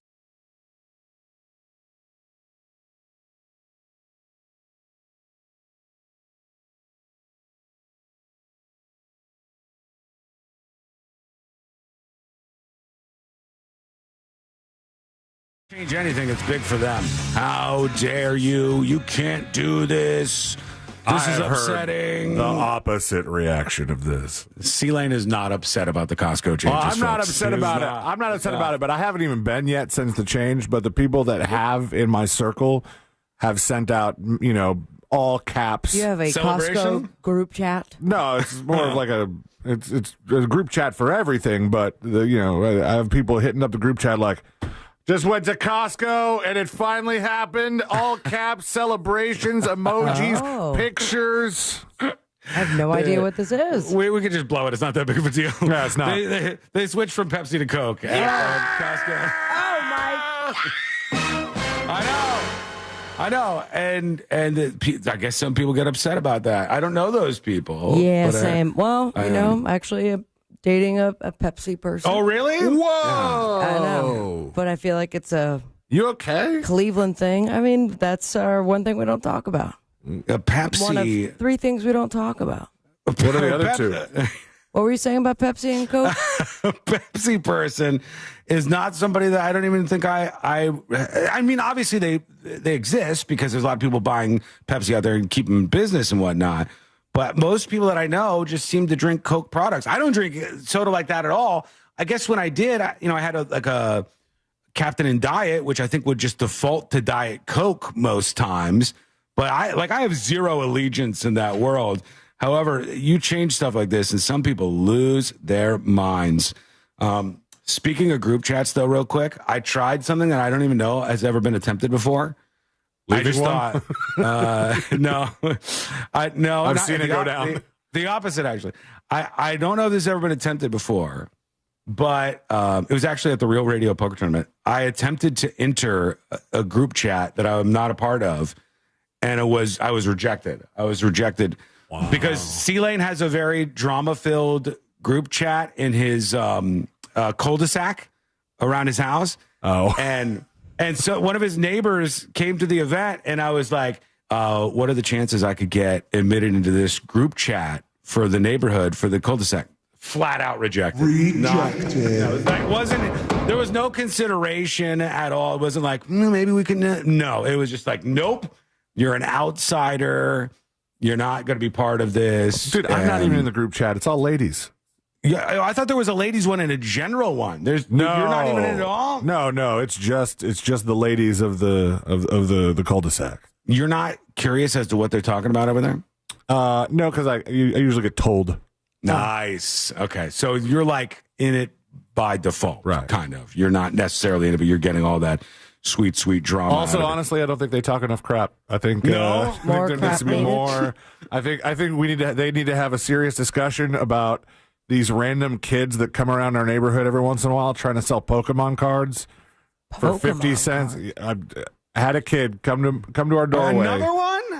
Is it a mystery Pokemon card, or you see what you're buying for 50 cents? I don't even think he said card. He said, "Do you want to buy a Pokemon for 50 cents?" Well, okay, but if I make that deal and you don't say card, I'm expecting a legitimate Pokemon. Sure. I want like an actual Charizard in front of me. The kids in my neighborhood were selling lemonade a couple weekends ago that you'd think was 50 cents or $1. Yeah. $5 a cup. Yeah, well, that's why I wondered about the kid just peddling for 50 cents. I go, how bad is this kid's life? Maybe we should have given him $5 for crappy lemonade? No, thank you. Was it the kids by the park again? Not by the park. It was like a little bit closer to my own house. Okay. But they had the sign up. Scammers. And I was like, can I see your permit, please? Because this is ridiculous, the amount that you're trying to charge for a tiny little cup of lemonade. Well, the kids by the park, we should have yelped them. I don't know if I brought this up called at the the time. cops. But at the time, we go by the kids at the park or who live near the park who were selling lemonade in our neighborhood, and they're just like roping in money. And Courtney goes, "Oh, that's so sweet! Like it's like a little business for them. We have to stop, Sean. We have to stop. We have to get a thing of lemonade." And she goes, "I'd like a lemonade." And this little kid, there's two kids sitting behind the desk with like they've taped the lemonade for sale with the prices on the edge of the desk. And the kid goes, "Okay, you got it." And they scoop up a cup of lemonade. And they said, "Do you want the lemonade pass?" And she goes, "What's that?" And they go, "You could get however much lemonade you want." And she goes, "Sure, I'll take the lemonade pass for $5, you know?" And they go, "Okay, here you go." And I said, "Can I get a lemonade too?" And they said, "You have to buy your own pass." And I was like, "Well, she just paid $5 and she's only getting one lemonade." It'd be hilarious if the kid was like, "This pass is non-transferable." I'm like, "What? You guys know too much about business. What's happening right now?" And then they look at Lady, because we're walking Lady around the neighborhood. They're like, "Free lemonade. You want lemonade for the dog?" And I go, "No, the dog can't have lemonade. But I can have lemonade, and I would like some lemonade." I'd like to see your pass, sir, please. I paid for the lemonade pass. And the kid's like, no, it's her lemonade pass. And then they're like trying to upcharge for different cups and stuff. They got a little greedy. It was swindlers? Yeah, they were hustling. They were hustling out there, and I got to support that in some way. But here we go. Vicky on YouTube says, "Sean, my husband didn't mind as much Coke or Pepsi, but it morphed into only Coke if possible." You guys who are dead set on this, it's interesting how this kind of stuff happens. It makes me wonder why anybody advertises in these worlds at all, because I feel like you can only get people at the beginning of the rainbow.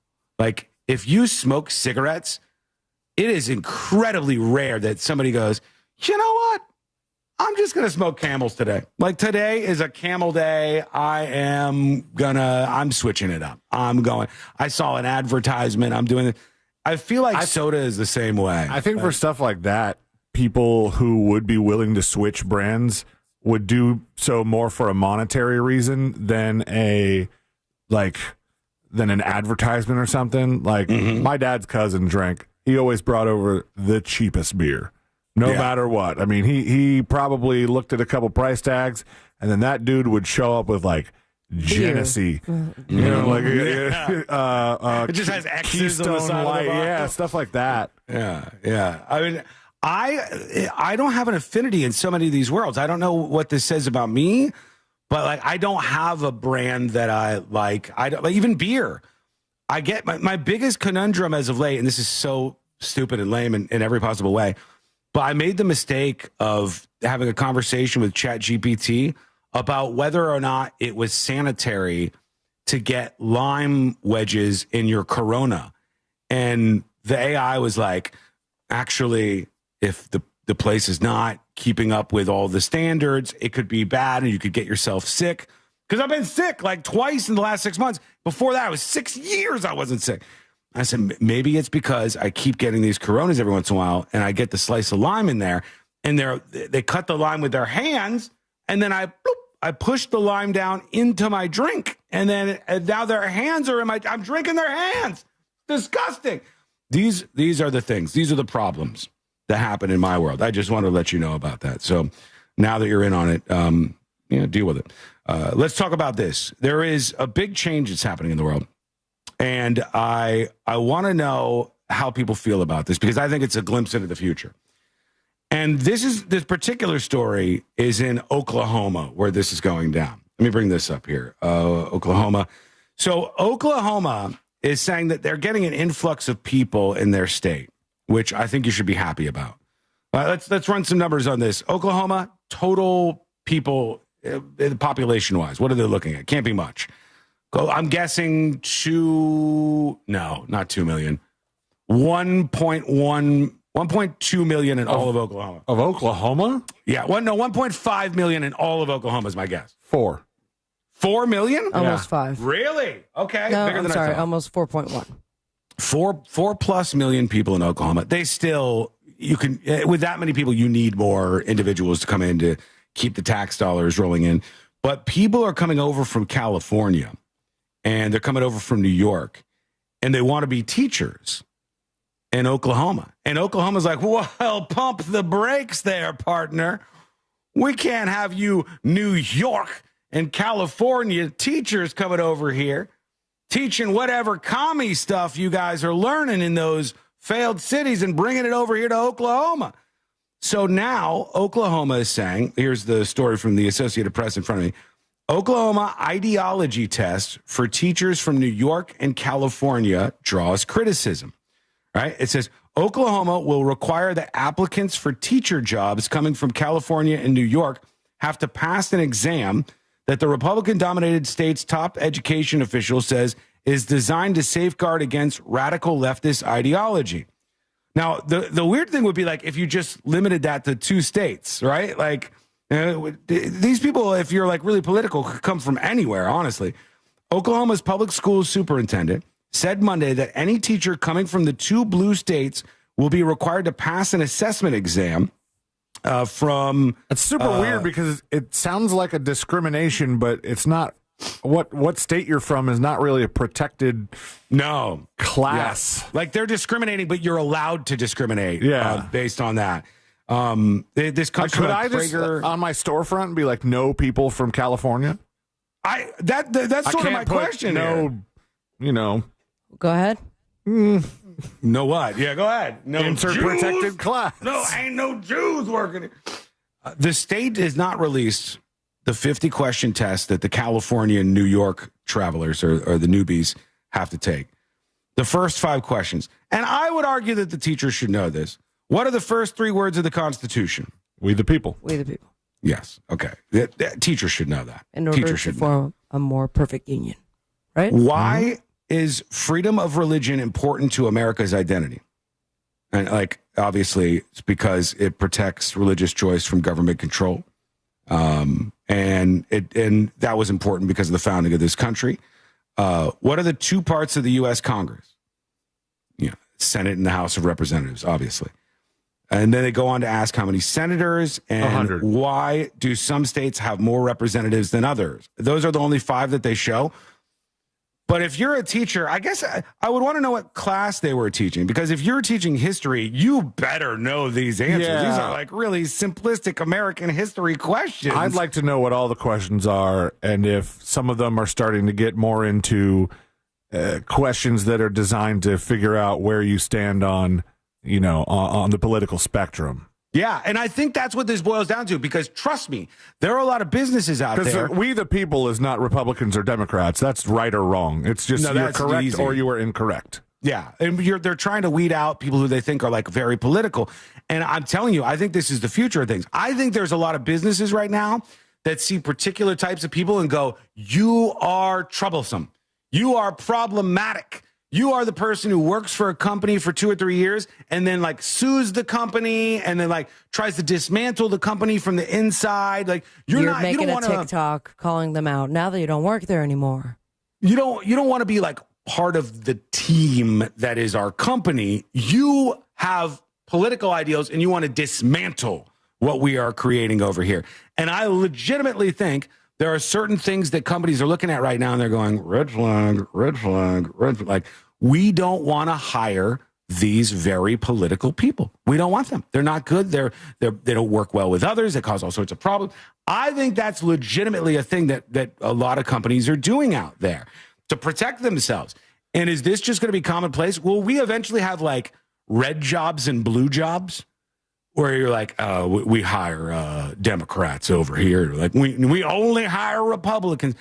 Is that the future of employment in this country? Everything is really, really getting more divisive over time. And if so, what do you think about that? Let us know your thoughts on this. Send a dispatch over at thenewsjunkie.com or email tips, TIPS, at thenewsjunkie.com. When we come back, we'll get into jury duty, including threats to shut down Alligator Alcatraz, plus your feedback. That's rolling in. I want to see what you think about everything we've discussed so far today, and that's coming up next on the News Junkie. Real Radio is on Facebook at Real Radio 1041. Sponsored by the law offices of Anajar and Levine Accident Attorneys. Call the law offices of Anajar and Levine at 1-800-747-FREE. That's 1-800-747-3733. This is Chris Broussard. Here's what's trending from the iHeart Sports Network. Presented by DraftKings.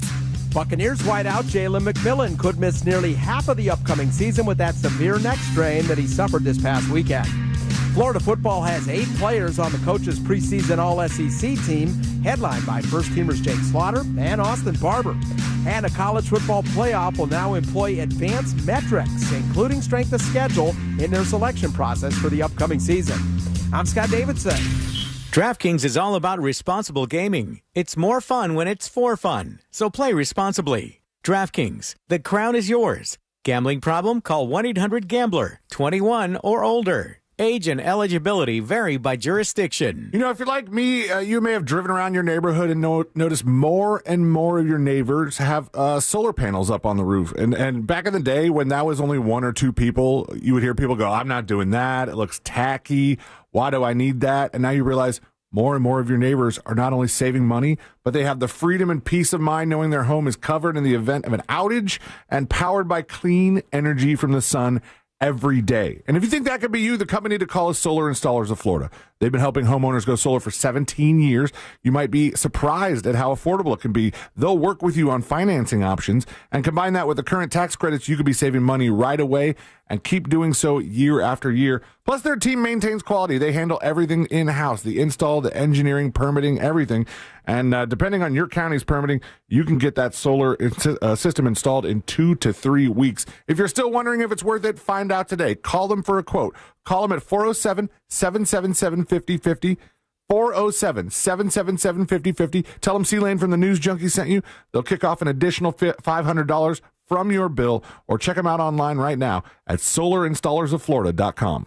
In a market full of noise, trust the Nickley Group to give you straight answers and smart real estate advice. The Nickley Group, Orlando's home team. Thinking of buying or selling a home quickly? Just call Nickley and tell them Jim Colbert told you to call. Nobody does guaranteed cash offer on your home better than the Nickley Group. Get your own team of local experts. Secure more money twice as fast. Real experts that get real results. The Nickley Group with Keller Williams Realty. Visit thenickley.com. Precision.com. Here in Orlando, we know life doesn't slow down for anything, especially a broken garage door. Since 2002, Precision Garage Door Service has been proudly serving the Orlando community. Local and reliable, our techs are ready to provide you a same-day service. And there's no charge for a service call, and seniors, military, first responders, and teachers get a 5% discount. Whether it's a stuck door or a snap spring, we've got you covered right when you need it the most. Call Precision Garage Door Service today or visit us online. Precision Garage Door Service. Garage doors done right.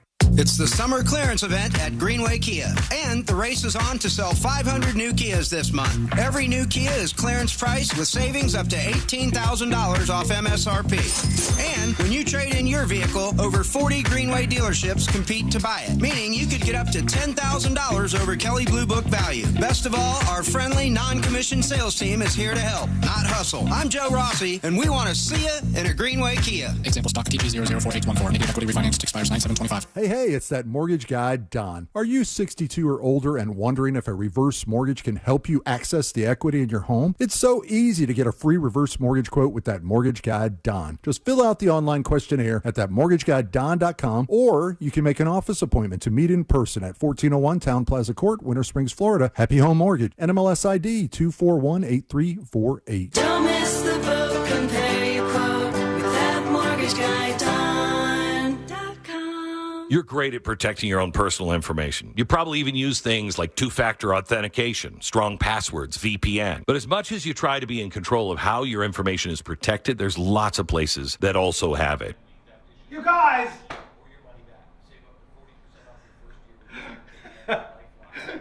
Nobody said anything! I told you all sorts of things. I was sharing things with you. I've been talking to nobody for 2 minutes. I said all of that work that I did to try to make it so I could pay the wallpaper person, they just finished and left. They said we'd get the payment later. They didn't even ask about it. That's number one. Number two, in jury duty, we have an update on the, you can't arrest me. I'm the AG. I'm the AG. We have an update on that story in jury duty, so gonna be good. Can't believe I was talking to myself. I was going on for a while. Yikes. That's embarrassing. Today and let their friendly experts help you find exactly what you need. Batteries Plus, the experts in charge. We all remember that one teacher who made a difference. Now's your chance to say thank you in a big way. iHeartRadio's Thank a Teacher, powered by Donors Choose. Nominate an outstanding teacher in your life to be among the winners of $5,000 to stock their classroom at iHeartRadio.com/teachers. You can't be stopped with Unstoppable's laundry scent boosters because they give your clothes 24-hour nonstop freshness. So even on your longest nonstop days, you'll be confident in smelling fresh all day long. Try now for as low as $5 and smell unstoppable. This earful of real radio is brought to you by JustCallMo.com. Injured on the go? JustCallMo.com. Radio. 104.1. Join the show. Send your dispatch now at thenewsjunkie.com.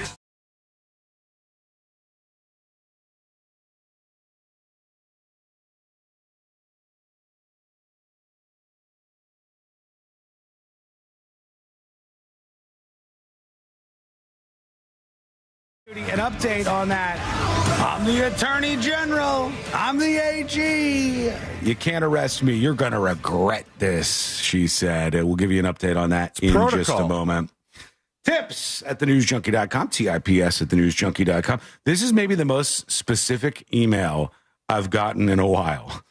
Somebody said, did we share a flight yesterday from Hawaii to San Francisco's airport in seat 1B? That was us. That was us for sure. Got back in time for the show from Hawaii. Did we share a flight on 7/19/25 from United Flight from Hawaii to SFO? That was a month ago. Was it? Okay. It's 7/19/2025 from United flight to San Francisco from Hawaii, seat 1B. I always regret that I don't say hi when I see you. Well, I mean, you should have said I went on a secret trip to Hawaii. Yeah, just solidly quiet about it. All quiet on the home front. No, I don't know who that was or who they were talking about, but next time say hello. That's fine. I'm not going to be mean to you, probably. Tips at thenewsjunkie.com. I mean, the person that sat at 1B might have been because, on account of they weren't the news junkie. Yeah, they could have been, but I promise you Maybe they get it all the time. Like, stop calling me Sean. They said, what's up, news junkie?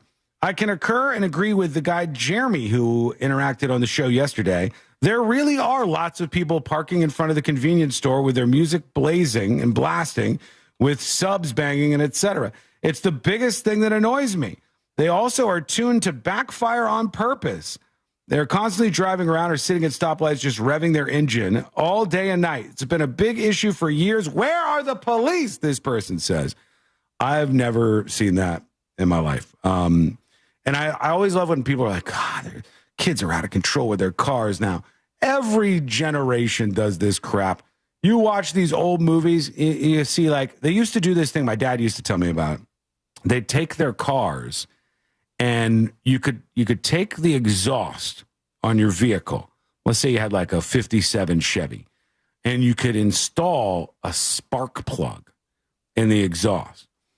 And on those old cars, you got like headers and stuff, there's enough gasoline coming down the exhaust that if you put spark plugs in there back in the day and attached them to a battery and had a switch for them, when you would turn on the spark plugs, fire would blast out of the back of your exhaust on your vehicle. Like they did that in Greece, I'm pretty sure. Sure, like that kind of car. They blasting fire out, cool, slick back hair. Yeah, the P-Wagon. Yeah, all of those kind of people. This is nothing new that people do annoying things with their cars. But he's saying, yes, that's totally right. It's a huge problem right now. Roy emails about the Breakfast Club. Oh, that's not good. That's not good. He said, you're wrong about the Breakfast Club movie, which I said is a boring movie about boring characters. Oh, I thought he was talking about the morning show. No, he's not talking about them. You're wrong about Charlemagne the God. The whole point is different people from all different situations having the same types of problems and learning to relate to one another, he says. That's what the Breakfast Club is. It's a great movie. I'll definitely go see the 40th anniversary. I'll take it over any Marvel movie ever made or whatever mindless remake they're failing with these days, says Roy. I don't think the movie is really about people from all that different situations. That's one of the problems is like all the characters are unlikable and boring and nothing really happens. That's the problem. But I think some people like it. And I'm not trying to shots fired you here. All right. I think there's like a little bit of there's a particular personality type that likes a movie like The Breakfast Club because it's like a comforting one. So it's a little acoustic. It's a little bit like you want to watch this movie where nothing really happens, but it's like a nice, comfortable place to be. And you can shout out a lot of the lines and you remember it and it makes you feel a certain way. I think that happens with The Breakfast Club, but it doesn't work on me. Drew emails tips@thenewsjunkie.com. Good afternoon, says Drew. There's a certification for assessing folks under the influence of drugs or alcohol in the workplace. In Florida, not sure about other states, you have to have a certified staff member to determine if an employee is exhibiting signs of being under the influence. Is that true?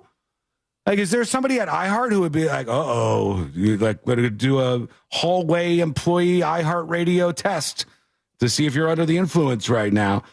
It's my understanding the certified person is the one to make the call if a suspected employee should be tested. I have a certification. It's $100 or $200, and it takes a few hours online to get. Super easy. Love the show. Keep it up. Wiggle, wiggle, pop, pop, says Drew. I've not heard of that before. It's interesting. Right now, though, here we go. Let's do jury duty. Court is now in session, so put your phone down and pay attention. Before we call the bailiff over to whip your ass, you're now on jury duty with the News Junkie. Jury duty. Jury duty. Brought to you by the one, the only Mo DeWitt of the DeWitt Law Firm. Injured on the go? Just call Mo. 800-CALL-MO, 800-CALL-MO. or go to justcallmo.com. After an accident, reach out to the attorney that you hear on the show that you love, that you know is going to fight those insurance companies that are just trying to nickel and dime you, even though you've been injured in an accident. It's finally time for them to pay up. Mo's going to help you on that mission. 800-CALL-MO, 800-CALL-MO, or go to justcallmo.com. You're going to regret this. I'm the AG. We heard her yesterday in the arrest audio. I'm a lawyer. Turn off your body cam.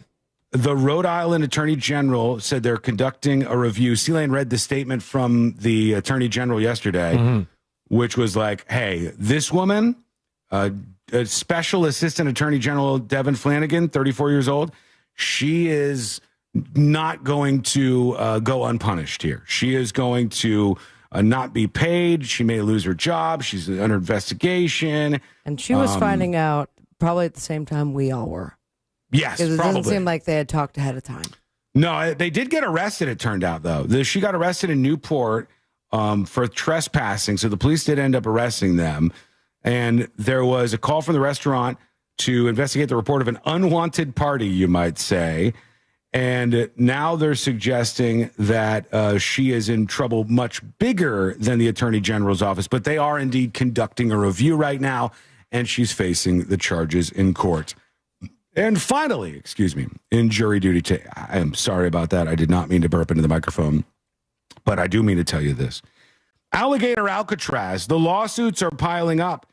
This is from our friends at Fox 35, and they say the Trump administration's migrant detention center in the Everglades has become the subject of 2 lawsuits. That's not very surprising. The new facility, nicknamed Alligator Alcatraz, is facing allegation that its hundreds of detainees are unable to properly communicate with lawyers, do not have access to an immigration court until recently, and they suggest they're living in inhumane conditions. The ACLU, that's the American Civil Liberties Union, brought one of these complaints forward, and the judges have ruled against them a bit over time, but they're saying that you need to be able to talk to your attorney, even if these people are illegal, and it's not happening until recently at Alligator Alcatraz. So will the lawsuits against Alligator Alcatraz work, or will they keep on keeping on over there? Only one way to find out. We'll keep our eyes on the situation and tell you when something changes. When we come back, you know the Robinhood app. You probably bought a stock or two. God. You might have gambled on there with some crypto. What's wrong with it now? Yeah, you can. You can? Well, they're adding something new. Oh. Yeah, I was scared you were saying they're shutting down, and I have a lot of money in there. They're good for now. Yeah, they're up and running, and you can put money on anything from iHeartRadio to competitors of iHeartRadio, which would be a really bad investment. But Robinhood has said, we want to open things up a little bit more. Sure, stocks, yes. Sure, crypto, yes. But the people ask for more. What are they adding now? You're going to find out. And that is coming up next on the News Junkie.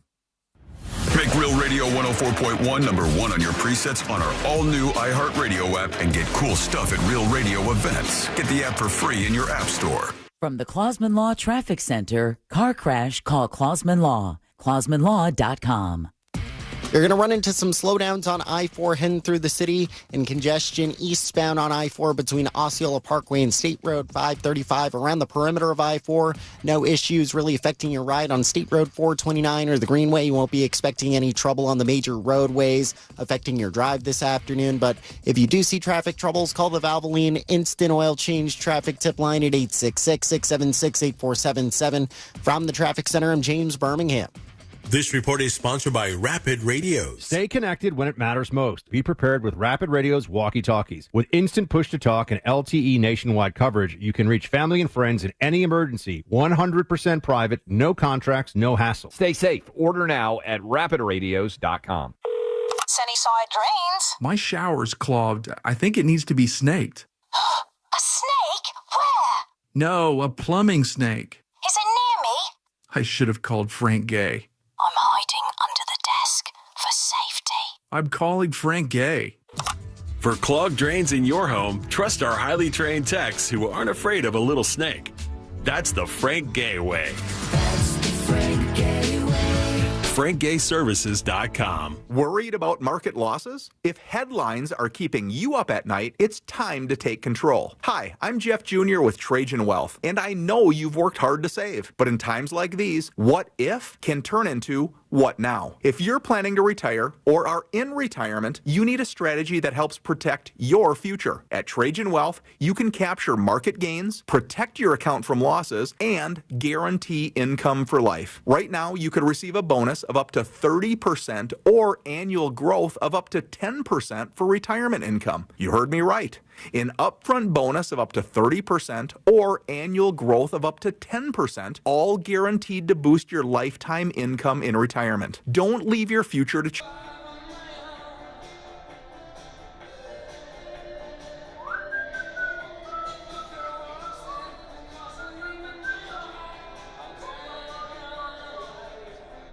Hang tight, hang tight.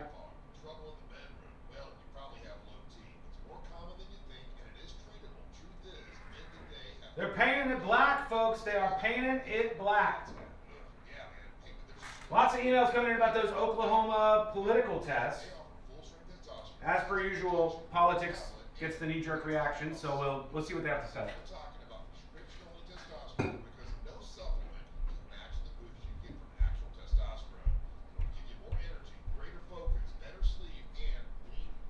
I have this show streaming on TV for my girlfriend downstairs. Just when I checked on her, and she is sleeping. Step it up for the final hour, my man. If you yell at her, I wonder if she'll wake. Miss Fisher! Miss Fisher! Miss Fisher, please wake up! How she could fall asleep here. So, the order has come down the pipeline. Trump has made a bit of a demand. He wants the entire border wall painted black.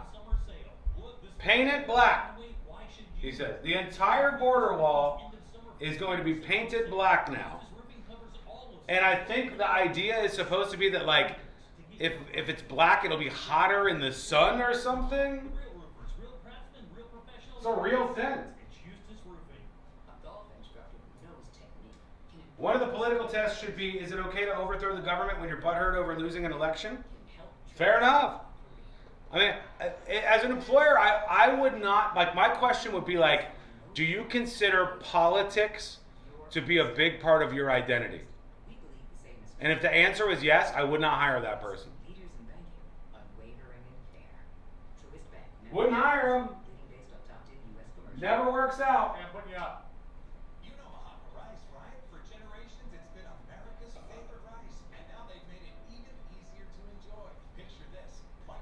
Because they haven't heard of gloves in Mexico? You're going to get your whole body, man. 2 minutes. Why? They won't see it at night? Yeah, it's not going to affect anything at night. But I'll play it for you guys when we come back. They literally said that they are painting the entire border wall black. Who's that? Hang on. Hang on.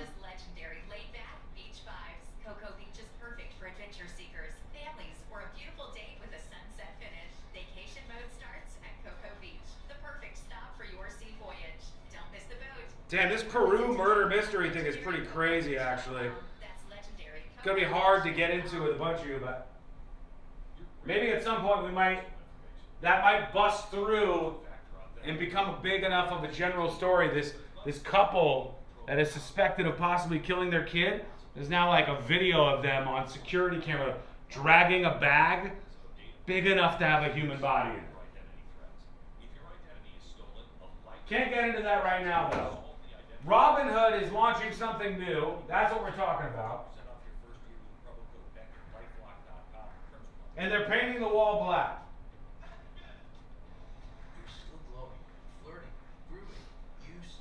And now back to Past Charm. Terms apply. Let's go! You're still glowing, flirting, grooving. You still got it.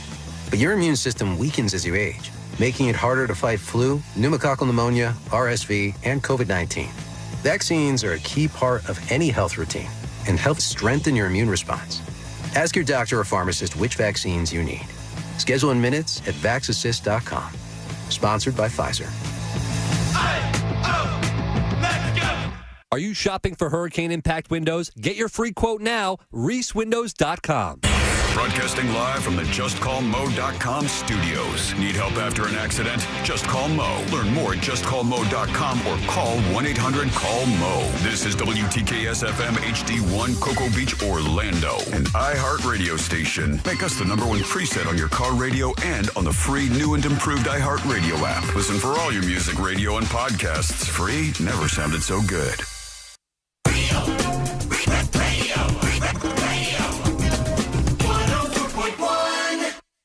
Mainlining today's top stories. You're listening to the news junkie, Sean Wasson.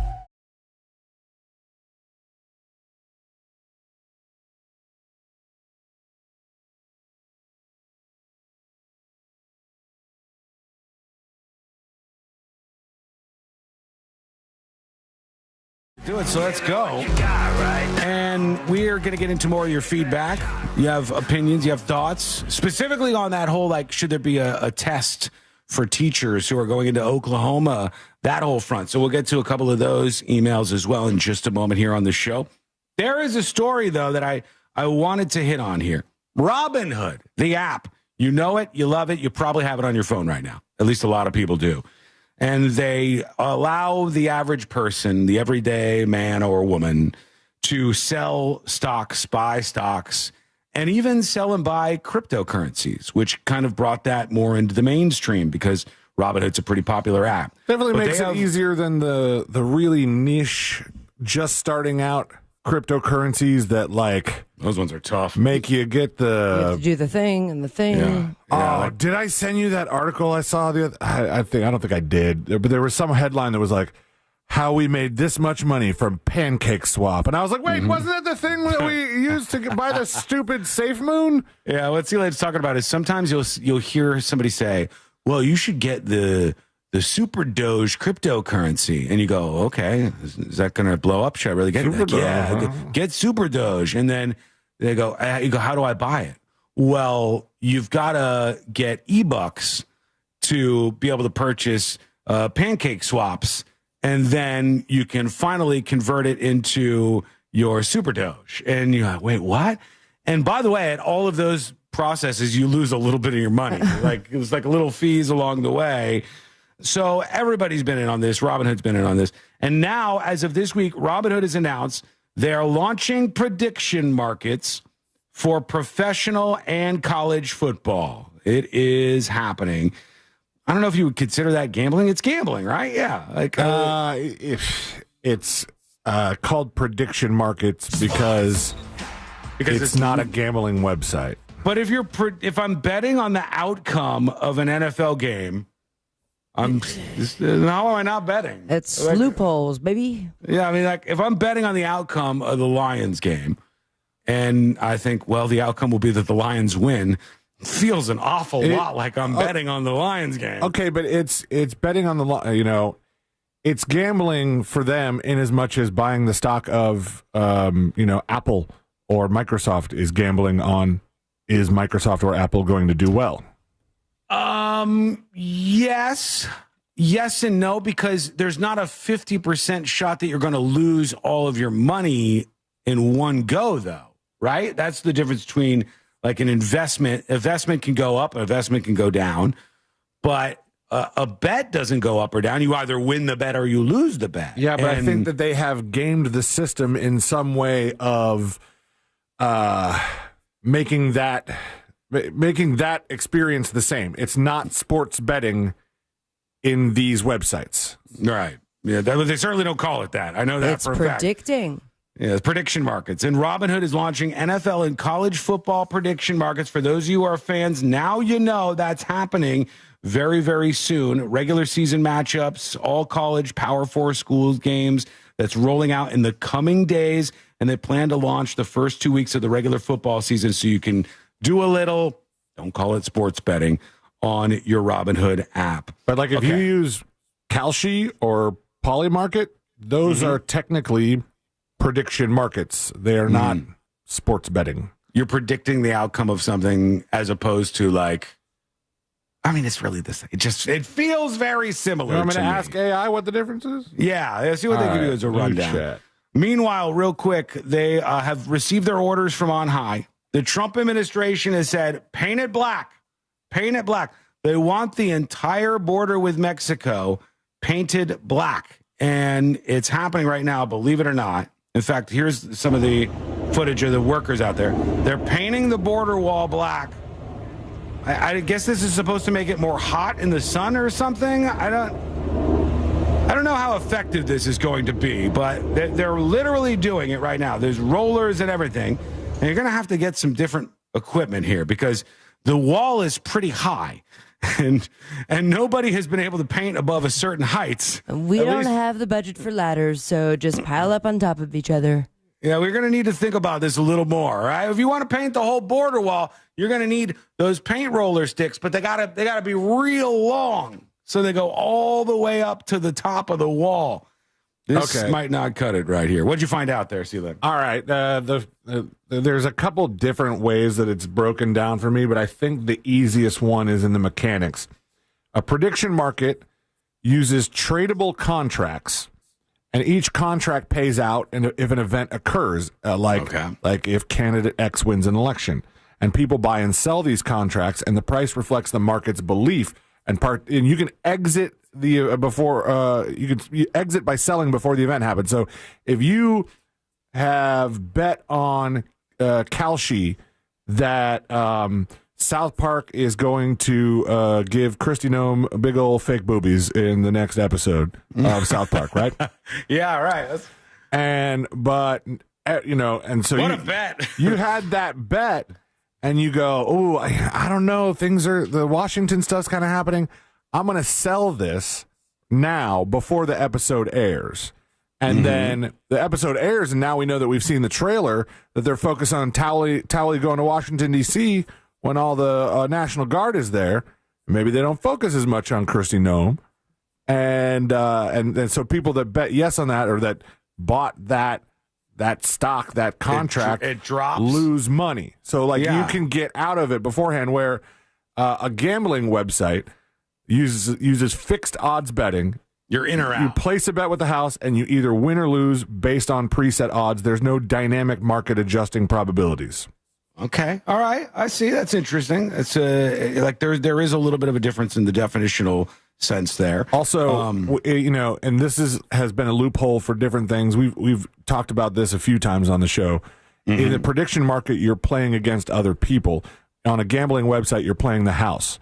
And that's where a lot of gambling regulations in different states vary, because for a while in Florida, the casinos, even though the casinos, could only be on Indian land or Native American land, they still had to follow the Florida regulations. And at the time, regulations were you couldn't play games against the house. So they did not have craps. They had poker. You play poker against other people. They don't have blackjack. You play the house in blackjack. They really did well off that whole thing. They have done okay. Those Seminole Indians know what they're doing. Omit emails the show, tips@thenewsjunkie.com. He's talking about Oklahoma and those tests that they said in Oklahoma, they're making teachers from specifically California and New York take these tests, 50-question tests, and if you don't know the answer, I guess you cannot be, or if you don't know the answers or score well enough, you can't get yourself a job teaching in Oklahoma. They want to weed out the very political woke people, is what they're suggesting here. I find it really funny, says Omit, that Oklahoma is going after California and New York in regards to education. Oklahoma is literally last place in education, 50th. California is around 37th place, and New York is 15th. Oklahoma needs to stop acting like they know better about this. Let's see, schools by state. How would we even look at this? Education by state. Best to worst. See if that's true, that Oklahoma is literally the last place. All right. Because if so, somebody's got to be the last, and that ain't good for you. USnews.com? Sure. All right. According to them, we are number 1 in New Jersey for pre-K through 12. Okay, so K through 12, New Jersey is the number 1 state. Number 1 in education, Good 19 for you, in Jersey. best states overall. And it says Florida, number 2 in education, number 6 in best states overall.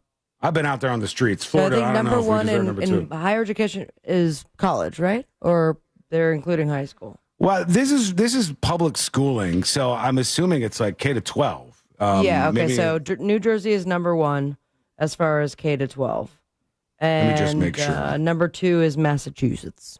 It says public schools, any teacher coming from California or New York will be required to pass an assessment exam administered by PragerU, an Oklahoma-based conservative nonprofit, before getting a state certification. And they said, as long as I am superintendent, Oklahoma classrooms will be safeguarded from the radical leftist ideology fostered in places like California and New York, says Ryan Walters, the Oklahoma school public superintendent. That's the person who's behind this push, I guess. Did it say who was last place? I'm sorry, I didn't hear if you mentioned that. Did it say who was the last place? It was at Oklahoma? I'm not seeing last place. I'm a little shocked by Florida being second in education, if I'm honest Second with you. Or in, third or whatever. in higher education. So Higher education? Oh, colleges and stuff. Okay, yeah, I can make a little more sense of that. We have some pretty big colleges. Yeah, I'm trying to find the last. I'm sorry. I can't find it. Sterling emails the show, and he says, about that U-turn driver, that guy is a terrorist. You saw his face after the accident. That was 1,000% on purpose. I don't believe it. I don't think the guy did it on purpose. I think he just should have never been behind the wheel of a big rig to begin with. He shouldn't have been in this country, much less behind the wheel of a big rig. But I don't think the guy did it on purpose. You're talking about like the smug look and whatnot. But the question is, how deep does it go? Was he paid, radicalized, or simply left alone? Conspiracy theory. Who gets paid to kill 3 strangers? Yeah, right. Like the monetization there doesn't make a lot of sense. He was known about, is my conspiracy theory, and was either left alone or paid by the right to prove the narrative. Terrorists are coming in illegally, so you should build the wall. Either way, get this guy in jail for life, says Sterling. He thinks it was a setup by the right-wingers to prove that we have, illegals in here doing dangerous things. I think that that's a lot of bit crazy, but we'll see what you think. Emails open, tips, TIPS at thenewsjunkie.com. Last thing for right now that I wanted to get through. Speaking of hiring and firing people, there is a Target, and I think it's like a distribution factory. It's like a big Target in the Chicago area, and they just announced that they were firing some employees at this Target. And I think they said they were firing 500 to 700 people. All right. Damn. And the craziest thing is, the reason why is because one person at this Target Flow Center found out that there was a bit of a glitch. In the Target Medical Loan Program, the employee found out you could take out a loan for $3,000. And then all you would have to pay back is $50, and it would erase your loan. What? You got, That's right? a sweet deal. So they found a little glitcherino, and Target goes, we'll give you these medical loans. And Target gives you $3,000. Then they found out, look, if you just pay $50 back, the loan disappears. And the guy who found this glitch in the system was like, guys, you should do this. And everybody at the Target distribution center started to do it. The ringleader was charging $200 to $300 a fee per person involved, and they ended up with 400 to 700 people who were getting fired for taking part in the scam. And they just lowered the boom. How many people could work at a distribution center? You'd be surprised. 500 to 700 is a lot of people to fire at once. Yeah, but Target, has a lot of... So many stores. They have a lot of stores, but they also have a lot of stuff that's their own brand, like the Archer Farms and stuff. I think that's what the distribution centers would be for, right? Probably, but I wouldn't even think they would have that many human beings working there. But I guess they did previously, not anymore. All right, we want to know what you think about all this and more as we come back in the final hour of the show.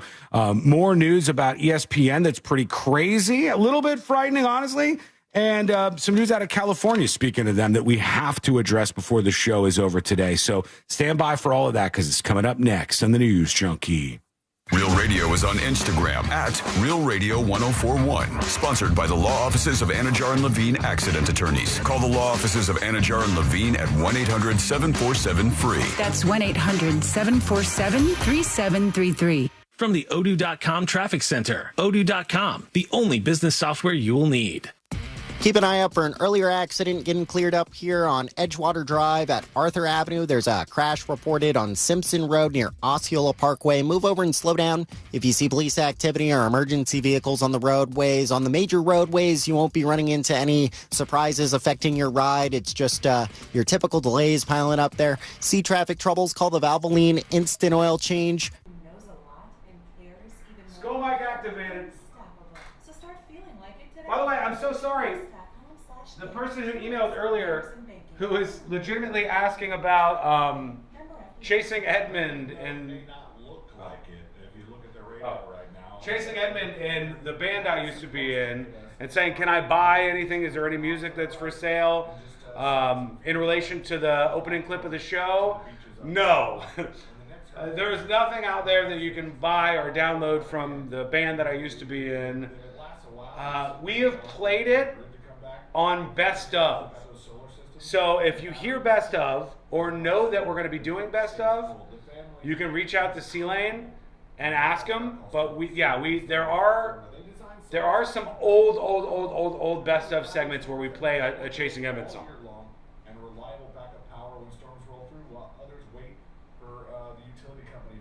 I can set the building on fire. The stapler.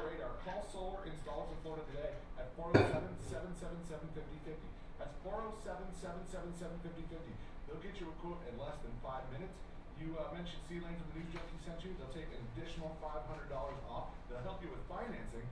And at the end of the day, you'll put zero. Punk band? Question mark? Ska band would be a better. Punk ska. Ska punk. Target all day, can't stand Walmart. The Walmart neighborhood market or whatever it's called that we have by us. It's a hellscape, man.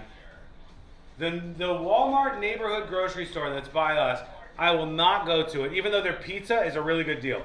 The Walmart frozen pizzas, go get them, especially the ones that are are closer to expiring. You can get a whole pizza for like $3 or something for your family if you're poor. Get it. Do it. Do that. But it's a hellscape in there. There's like 3 employees.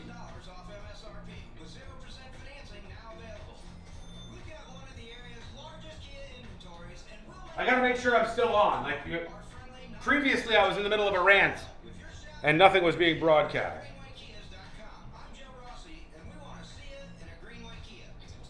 I'd much rather shop at Publix. It's just so expensive. Everybody complains about Publix being expensive, and I'm not going to say that you're wrong because I think that Publix has a premium price. But the shopping experience at Publix is better. It's cleaner. Their employees are treated better. Their employees are paid better. It's a good place to work. It doesn't feel like a hellscape. There's still at least a couple of people working in the Publix, keeping everything going. I like that, but what I would suggest is that if you want to save money and still go to Publix, the BOGO deals are where it's at. They're so good. The BOGO deals are crazy.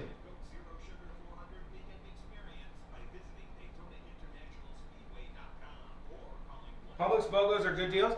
I mean, if it's like what you do is just put stuff that's on your list somewhere, and have the Publix app, and then if it's anything that you ever are interested in, it's BOGO, get it. Like we have these chicken tenders that we get that are like fancy, upmarketed chicken tenders, and they're really good to throw in like a wrap, or Courtney makes homemade snack wraps that are like so fucking good. So good. If you guys had one of these, it would rock your world. Courtney's homemade snack wraps are so good. Like mind-numbingly good. Everybody would love them. If she sold them, we would be millionaires. But we see them for 2 for $1. We just get them. They're like $12 a bag or something. 2 for $1? Yeah.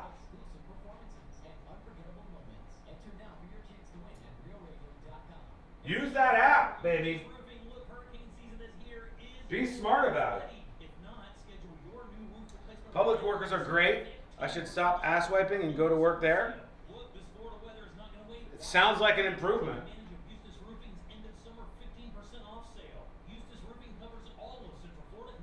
My wife loves the fancy chicken tenders. I forgot what brand it is, but my God, are they good. And they're kind of low calorie, honestly. Don't hate it.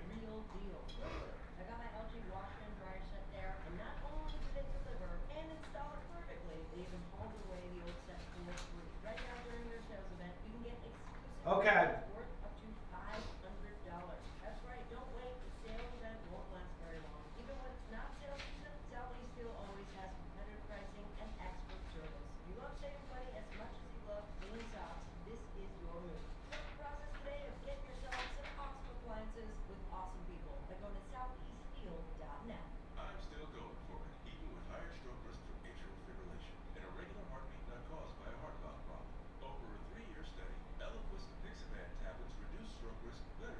For it, even with higher stroke risk from atrial fibrillation, an irregular heartbeat not caused by a heart valve problem. Over a 3-year study, Eliquis apixaban tablets reduced stroke risk better than warfarin, and over 97% of Eliquis patients did not experience a stroke. A first stroke occurred in 2.9% of warfarin patients versus 2.3% of Eliquis patients.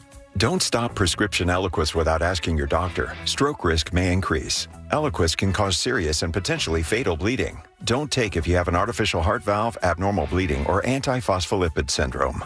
While taking, you may bruise more easily or bleed longer. A spinal injection increases blood clot risk, which may cause paralysis. Get medical help right away for unexpected bleeding or bruising, or back pain, tingling, numbness, muscle weakness, or incontinence. Aspirin products, NSAIDs, SSRIs, SNRIs, and blood thinners increase bleeding risk. Tell your doctor about planned medical or dental procedures. Learn more at Eliquis.com or call 1-855-ELIQUIS. There's a vile sickness in Abbottstown. You must excise it. Dig into the deep earth and cut it out. From iHeart Podcasts and Grim and Mild from Erin Mankey, this is Havoctown, a new fiction podcast set in the Bridgewater audio universe. Listen to Havoctown on America's #1 podcast network, iHeart. Follow Havoctown and start listening on the free iHeartRadio app today.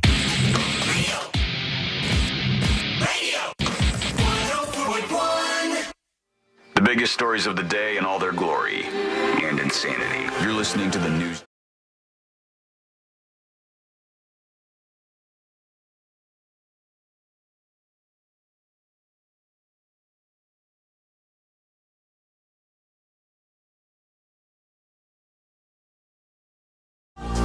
Like, you thought the person was genuinely bad, and you really liked the gift, but ooh, that's a tough one. We're going to get into this in just a moment, and I have a very good example for you, plus more of your feedback rolling through. But would you take a gift from like a genuine bad person? I don't know how you guys feel about this. Well, you started with somebody you didn't like. Well, I'm going further. I'll go further. I think Vladimir Putin of Russia is a bad guy. I don't know how everybody feels about that, but he seems like a bad dude. Don't like him. Glad I'm not in Russia. Not a fan of the guy, right? But what if you guys happen to be somewhere and Vladimir Putin was like, well, hey there, I've got something for you, and gave you a gift. Would you take a gift from somebody you didn't like that? Or would you be like, no, I have to take a stand here and I can't take this right now. I think you're a bad person and I don't want anything from you. Is this any gift, or does it help to know what kind of gift it is? There is a particular gift in question because there was some dude in Alaska and Putin's like, here. And he gave him a motorcycle. Okay. The guy's like, just a random dude? I think it would seem pretty random. Let's see here. What do you think? What do you think it is? Looks like does look like a bike. Looks like a girl. All right. They've got it covered up. Let's take a look at it. It's wow. Look at that. Wow. They uncover it. This is a personal gift from the President of the Russian Federation. Very good. To you. Very good. It's just it's kind of crazy. What was your reaction? It's kind of crazy. This is crazy. The guy doesn't even know why. What's I don't the tie-in? There has to be something. You can find more about this, but I think the guy said like he doesn't even really understand why him. Like Putin just said here and gave him a motorcycle, And Tammy on YouTube says with a sidecar. Yeah, he gave him a motorcycle with a sidecar, and then you're like, thank you? Then I asked myself the question, if I'm not a fan of Putin, I don't like Putin, I think he's a bad guy. Would I take a motorcycle from Putin? I think I might. So this man is a retired fire inspector for Anchorage. All right. A Ural gear-up motorcycle with a sidecar. That's the gift. And can't be cheap, right? Nope. The motorcycle company was founded in 1941 in Siberia. Maybe that's a tie-in? So, yeah, that's the tie-in to Russia. Snoop Frog he says already owned that. He purchased it from a neighbor, but he was out running errands on it. And a week before the summit, when the Russian television crew saw him and asked for an interview. Oh, so it was an interview. Putin saw the interview and was like, "We give you new bike." So he did an interview, and he was riding around on his motorcycle. He's like, "I like this motorcycle." And then the Russians saw the interview he did, and they go, "We saw you riding this Russian motorcycle. Here's a brand spanking new one." Snoop Frog on YouTube said something like, they saw him riding the motorcycle, and he said his was always broken. He's got this Russian motorcycle, but his is broken all the time. So funny. And the interview CNN had after that interview with the Russian news station, said it went viral, went crazy. I have no idea why, because, and I directly quote, "I'm really just a super duper normal guy." He's a super duper normal guy? Super duper normal guy. And how could you be more normal than normal? He's a super duper normal guy. I'm not just normal. I'm super duper normal. Let's see what he says. I want to hear him. What was your reaction when you were told that they were going to give you this bike? Was this like, did you think it was a hoax? What was going through your mind? Absolutely. I thought it was a hoax. I thought it was a hoax. Because they don't know me. I don't know them. There's no reason why they should give me a bike. I haven't done anything for them or to them. And he's a little I don't confused. know anybody. So yeah, it's so absolutely astronomically random that it was hard for me to understand why this happens. Matter of fact, I still don't know why. Yeah, I thought about it for quite a while now. That guy is super duper normal. I gotta say. I don't know. What would you keep it? If it was you, would you keep the motorcycle? I think I would. It's a cool looking bike. Doesn't it have a sidecar too? Yeah, it's got a little sidecar on it. It's a nice looking bike. It says URAL. Excuse me. But yeah, but it's from Putin. It's like, I imagine. I wonder what when I hear people who absolutely hate Trump, Trump, it makes your blood boil, and you're one of these people who are very, very, very upset by all things Trump. If Trump went to your house and he's like, "Look, I know you hate me. No soliciting. I'm the orange goblin or whatever. I know Cheeto, whatever. I know that, but your car is in disrepair, and on the sly, I bought you a brand new car." And he goes, "Elon gave me a computer car, but I'm not allowed to drive it." Mr. Science. The whole car is computer. I don't know what to do, but here you go. I got you a new car. How many of these people who absolutely don't like this person would take the gift? I don't know what the number would be. I don't know if more often than not they would take it, but I think I would consider it, and I would probably take it. And if I really, really, really, really, really felt morally opposed to the person, let's say let's keep it at this. It's Putin. He comes by and he's like, "Sean, we saw that you don't have a cool motorcycle like that very, very normal, totally, completely just regular guy. We wanted you to have a super duper motorcycle too, like that dude. And here you go." And he gave it to me. If I was so repulsed by it, I think I would go, "Thank you," and I would take it from him, and then I would sell it and donate it to something that benefits Ukrainian soldiers or something. You know, I what would sell be it. the point of making the stand and not taking it? Sell it and donate the money to me. There's the charity of me. That's one option. Is that insulting to the person that gave it to you? Is that the case? If it's a gift from somebody you don't like, and you go, "All right, I'll take the gift. Thanks for the gift." And then you go, "All right, I'm going to drop this to the highest bidder and just go have a free-for-all." I think the person might be upset by you doing that, but I wouldn't care. If it's not here's the difference. If Sabrina goes, "Sean, I thought long and hard about this, And I know that you've talked for a bunch of years about really being into this thing. So I spent quite a bit of my money on it, and I wanted to get you this special gift because I knew that it was really important to you. And now I take that and I go, up for sale, everybody. Can I get a one? Can I get a two? And I start, if I sell that, like, that's messed up. That's a wrong thing to do. But this guy doesn't know Putin from anybody. He doesn't know who the hell he is. He doesn't care. Seem like he plans on, after receiving this gift, to be like pro-Putin parade through Alaska with the new motorcycle. No, I don't think so. Jacob singular on YouTube says, if Putin gave me a motorcycle, that would make it 100% cooler, to be honest. He's a terrible guy, but it's a great backstory. Yeah, this guy was just so awestruck by the whole thing. I got you the courage to be like, okay, I'll take this bike. I'll go down there and meet you. I think the fact that it's in a public place. When you meet someone and it's in a public, busy hotel lobby, I think the anticipation of danger is pretty low. So he wasn't worried that they were going to kill him during the handoff of the motorcycle there. All right, let us know if you would take that. If you would take a gift from somebody that you absolutely, like, ideologically were not aligned with and you thought they were a bad person, tell us what you think and what you would do. And we'll get to those as we come back with this. The final dispatches, stories that didn't make the cut. And, of course, today I learned to wrap everything up for a Wednesday here on the show. And that is coming up next on the News Junkie. This weekend, Real Radio 104.1 smells like the 90s.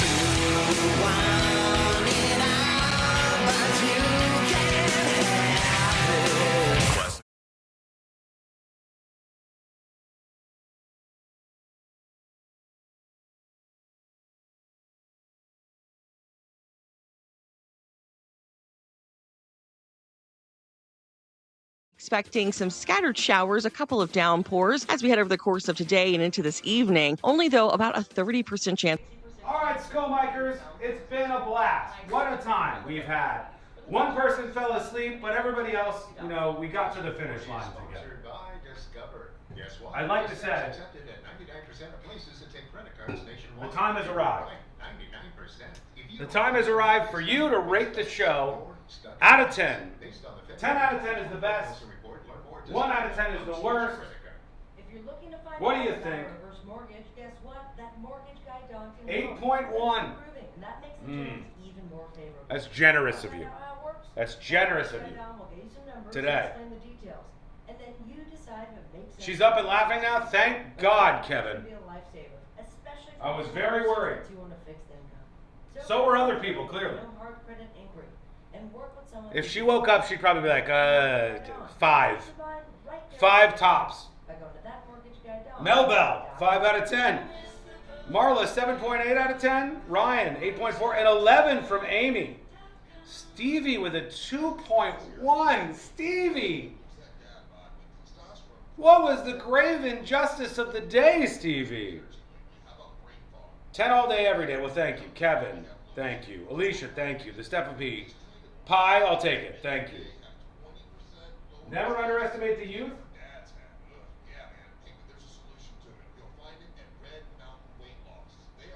9 banned YouTubers out of 10. That's not shabby. 69 out of 10. 8.2 out of 10. Well, I appreciate it, regardless. Thank you for being here today with us. And now I just have one more question for you, friendo. Who is our chatter of the day? Who's our chatter of the day? Let's see those nominations for chatter of the day. We got to pick somebody on a lovely Wednesday here. Who is our chatter of the day? And by the way, when I drop my videos, all right, on YouTube or Facebook, do me a solid. Watch the video. Hopefully you'll enjoy. Leave a comment. Do that kind of stuff. Share it. Help it blast off into the stratosphere, okay? Because there is a video dropping today. It's going to be about the truck driver incident. Our not chatter of the day? That guy that got the motorcycle for chatter of the day, he's just a very normal guy. Me?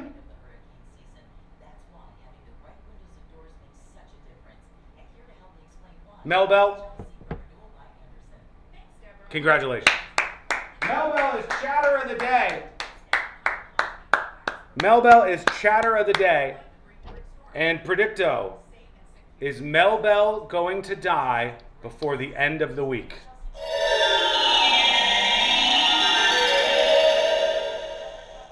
Yes.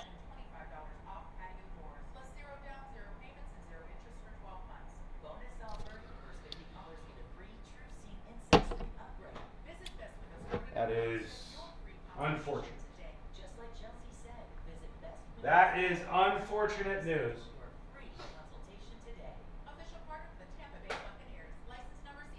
I don't even know what to do with that. That one guy got a motorcycle from Putin. And this is what you get.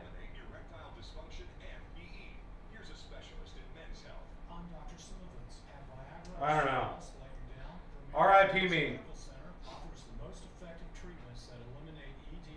I didn't do anything wrong. What are you guys? I just asked it. I asked Predicto one question. If she dies, she dies. You monster.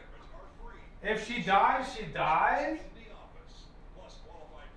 I don't want her to die. I only want one of you to die.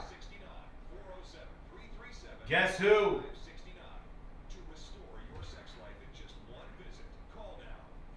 I only want one of you to die. I missed the unbanned verdict again. We're going to stay on unbanned for this person. We're going to stay on unbanned for now. She died doing what she loved, chatting with Sean. All right, here we go. Have a great rest of your Wednesday, everybody. Aspire Allergy and Sinus helps tackle allergies at the root, reducing inflammation in your body so you can finally feel better. They offer proven treatments, even needle-free options to make it easy. Book your appointment today at aspireallergy.com. That's aspireallergy.com. Let's go!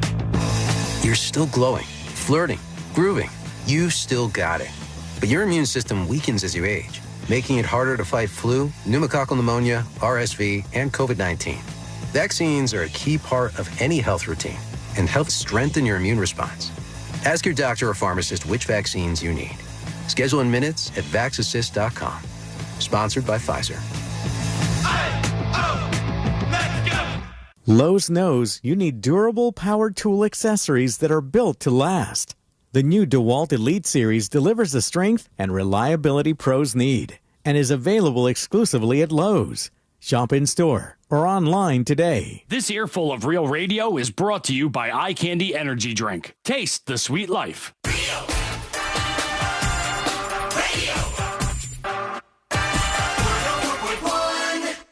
Send him your tips and your deepest, darkest secrets. Email tips at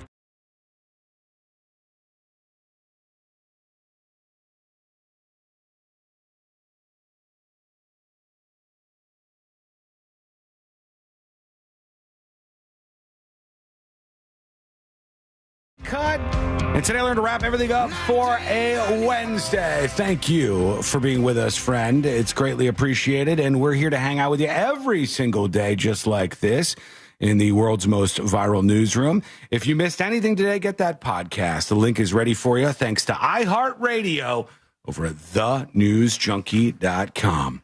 Let's see what we got on the way out here. We might as well do the final dispatches. Here goes nothing. Let's fire up the machine. These are the final dispatches, but Sean will probably only play one. We got time.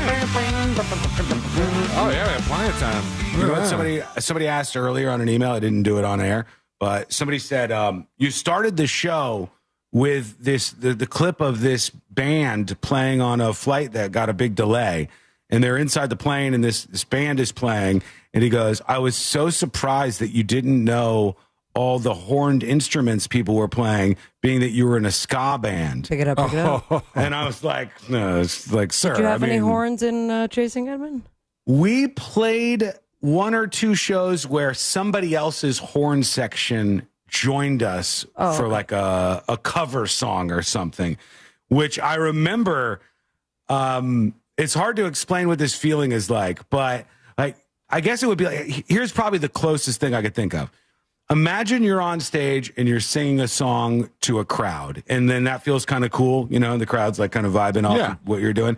And then now imagine, and you all have done this before, what it feels like to be on a stage, you're singing a song to the crowd, and then a chorus is behind you, and the chorus is singing along, and then you're like, yeah, now like I had a fake AF chorus, like a choir. But then when they came and sang for Coolio, and like they were actually singing, and everyone had their notes.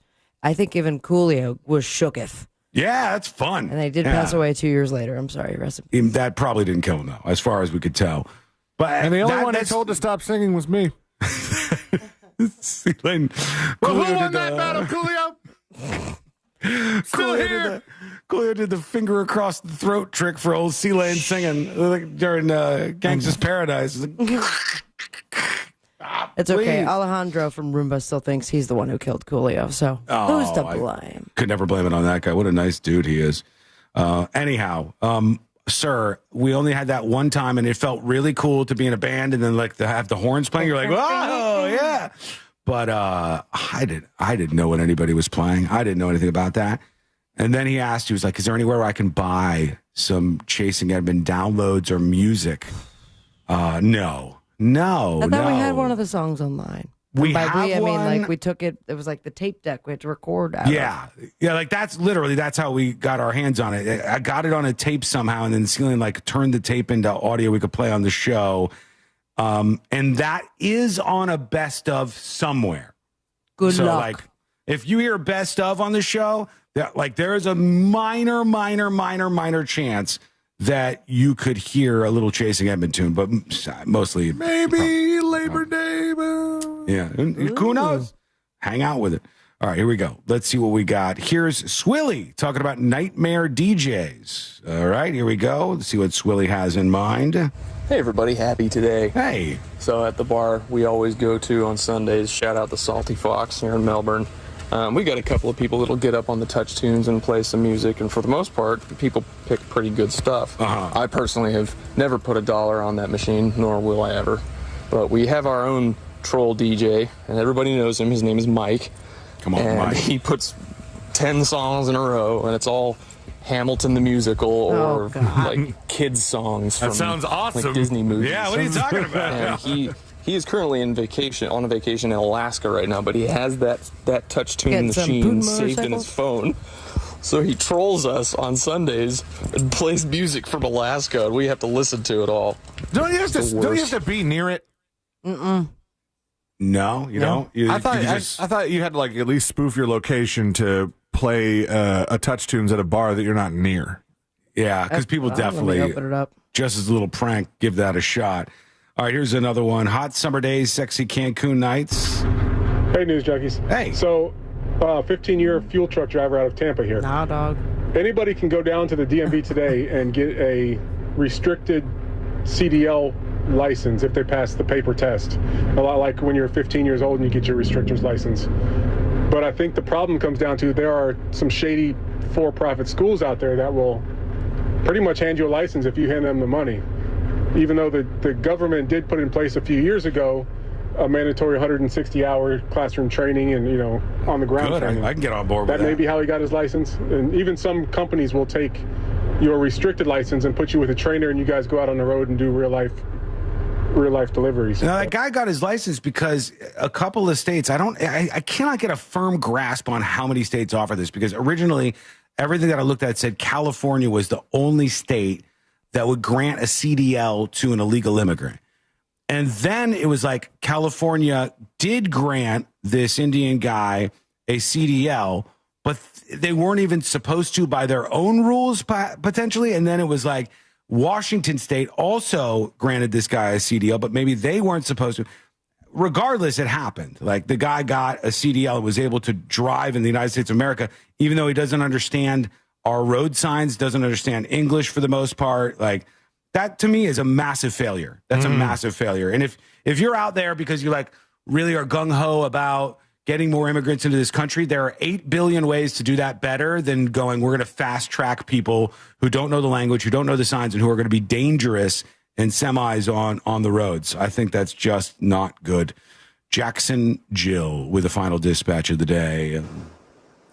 Hey, guys. Hey. You know, talking about these poor kids, I really thought, you know, you were going to give us a swerve. Like, oh, these disabled kids, you know, really, they were, you know, doing like donuts and popping wheelies in this guy's front yard. No. Out with his hose and be like, you damn kids, get off my lawn. You know, they're kind of living their best lives and doing some crazy stuff. But God, you know, that just hurts. No, he was just a legitimately evil man, apparently. He was just a guy who was out there trying to go after these disabled kids that were bothering him in his neighborhood. This is where do you guys want to play music? Because I am now like opening up the map even more, and I have access to Japan. When I see this and it says on the TouchTunes app that you sent over, and it says like 30,000, that means in that area there's 30,000 different machines that you could play songs on right now? Yeah, and as you continue to zoom in, it narrows it down. But That's crazy. I mean, there's so many. So find out where your buddy is in Alaska, because I can absolutely play whatever song I want in Alaska, depending on if they have TouchTunes or not. Why is some like one is just 13 and then one is 30,000 next to it? Is that some like really, really, really tiny city in I'm guessing Canada? It's very strange how it pops up. I'm getting a chicken pox vibe, or you know, where are all the predators? God, they sold a lot of those machines, man. It is Good for them. so much money making. That is something else, even for people who aren't at the venues where they have the TouchTunes. All right, that'll have to do it for today. Let's go over to the stories that didn't make the cut. Gavin Newsom over in California, seeing big support for the California redistricting he wants to do. Well, he's redrawing the lines in his states after being upset at Texas for doing so. It looks like the state's voters say he has a 22-point advantage over there. In fact, although I know there's not a lot of folks right of center who appreciate his postings as of late, it is now the strategy that Gavin Newsom is employing has paid off on a national level. More people say that he is the leading Democrat for the next election victory. They think Gavin Newsom is their choice, and he's making some progress over there. And that'll have to do it. It's time to get the hell out of here. Here we go. Let's do Today I Learned. The following information may make you feel smarter, but will not actually increase your IQ. So don't get cocky. Now it's time for what we call Today I Learned. It is Today I Learned for a Wednesday, August 20th, 2025. Today I Learned this guy. James Brown is correct. James Brown started out as a Little Richard impersonator, which, how often does that happen? Where you're like you're an Elvis impersonator, but you're so good now, like you become famous in and of your own right. Kind of makes sense. It's pretty impressive, though. He was doing a Little Richard sing-along impersonation thing, and he was asked to do a couple of his own songs. His songs were so energetic that they said, forget that. We want this guy right now. We want him to play more. Today I Learned the main characters of HBO's Sex and the City had 94 sexual partners between them. Nice. That is Samantha, I had the most. Carrie, Samantha. Come on. Charlotte, and the lesbo. That was Cynthia Nixon. Yeah. It is Cynthia Nixon. I don't know her real name. Miranda. Miranda. Today I Learned this band that you're never going to get right here. Real Life. Yeah, that's correct. Real Life. The Semi and Angel people. You know that part for sure. The band Real Life, Semi and Angel met via a newspaper wanted ad. They said, I love music and I'm looking for other people to connect with. All of them got together and became best friends for life. They even had a hit with this song. And Well, just this song. This was the one that they had. Thank you so much for hanging out with us. We do appreciate it. We're back tomorrow, same time, same place. Missed any of the show? Get the podcast at thenewsjunkie.com.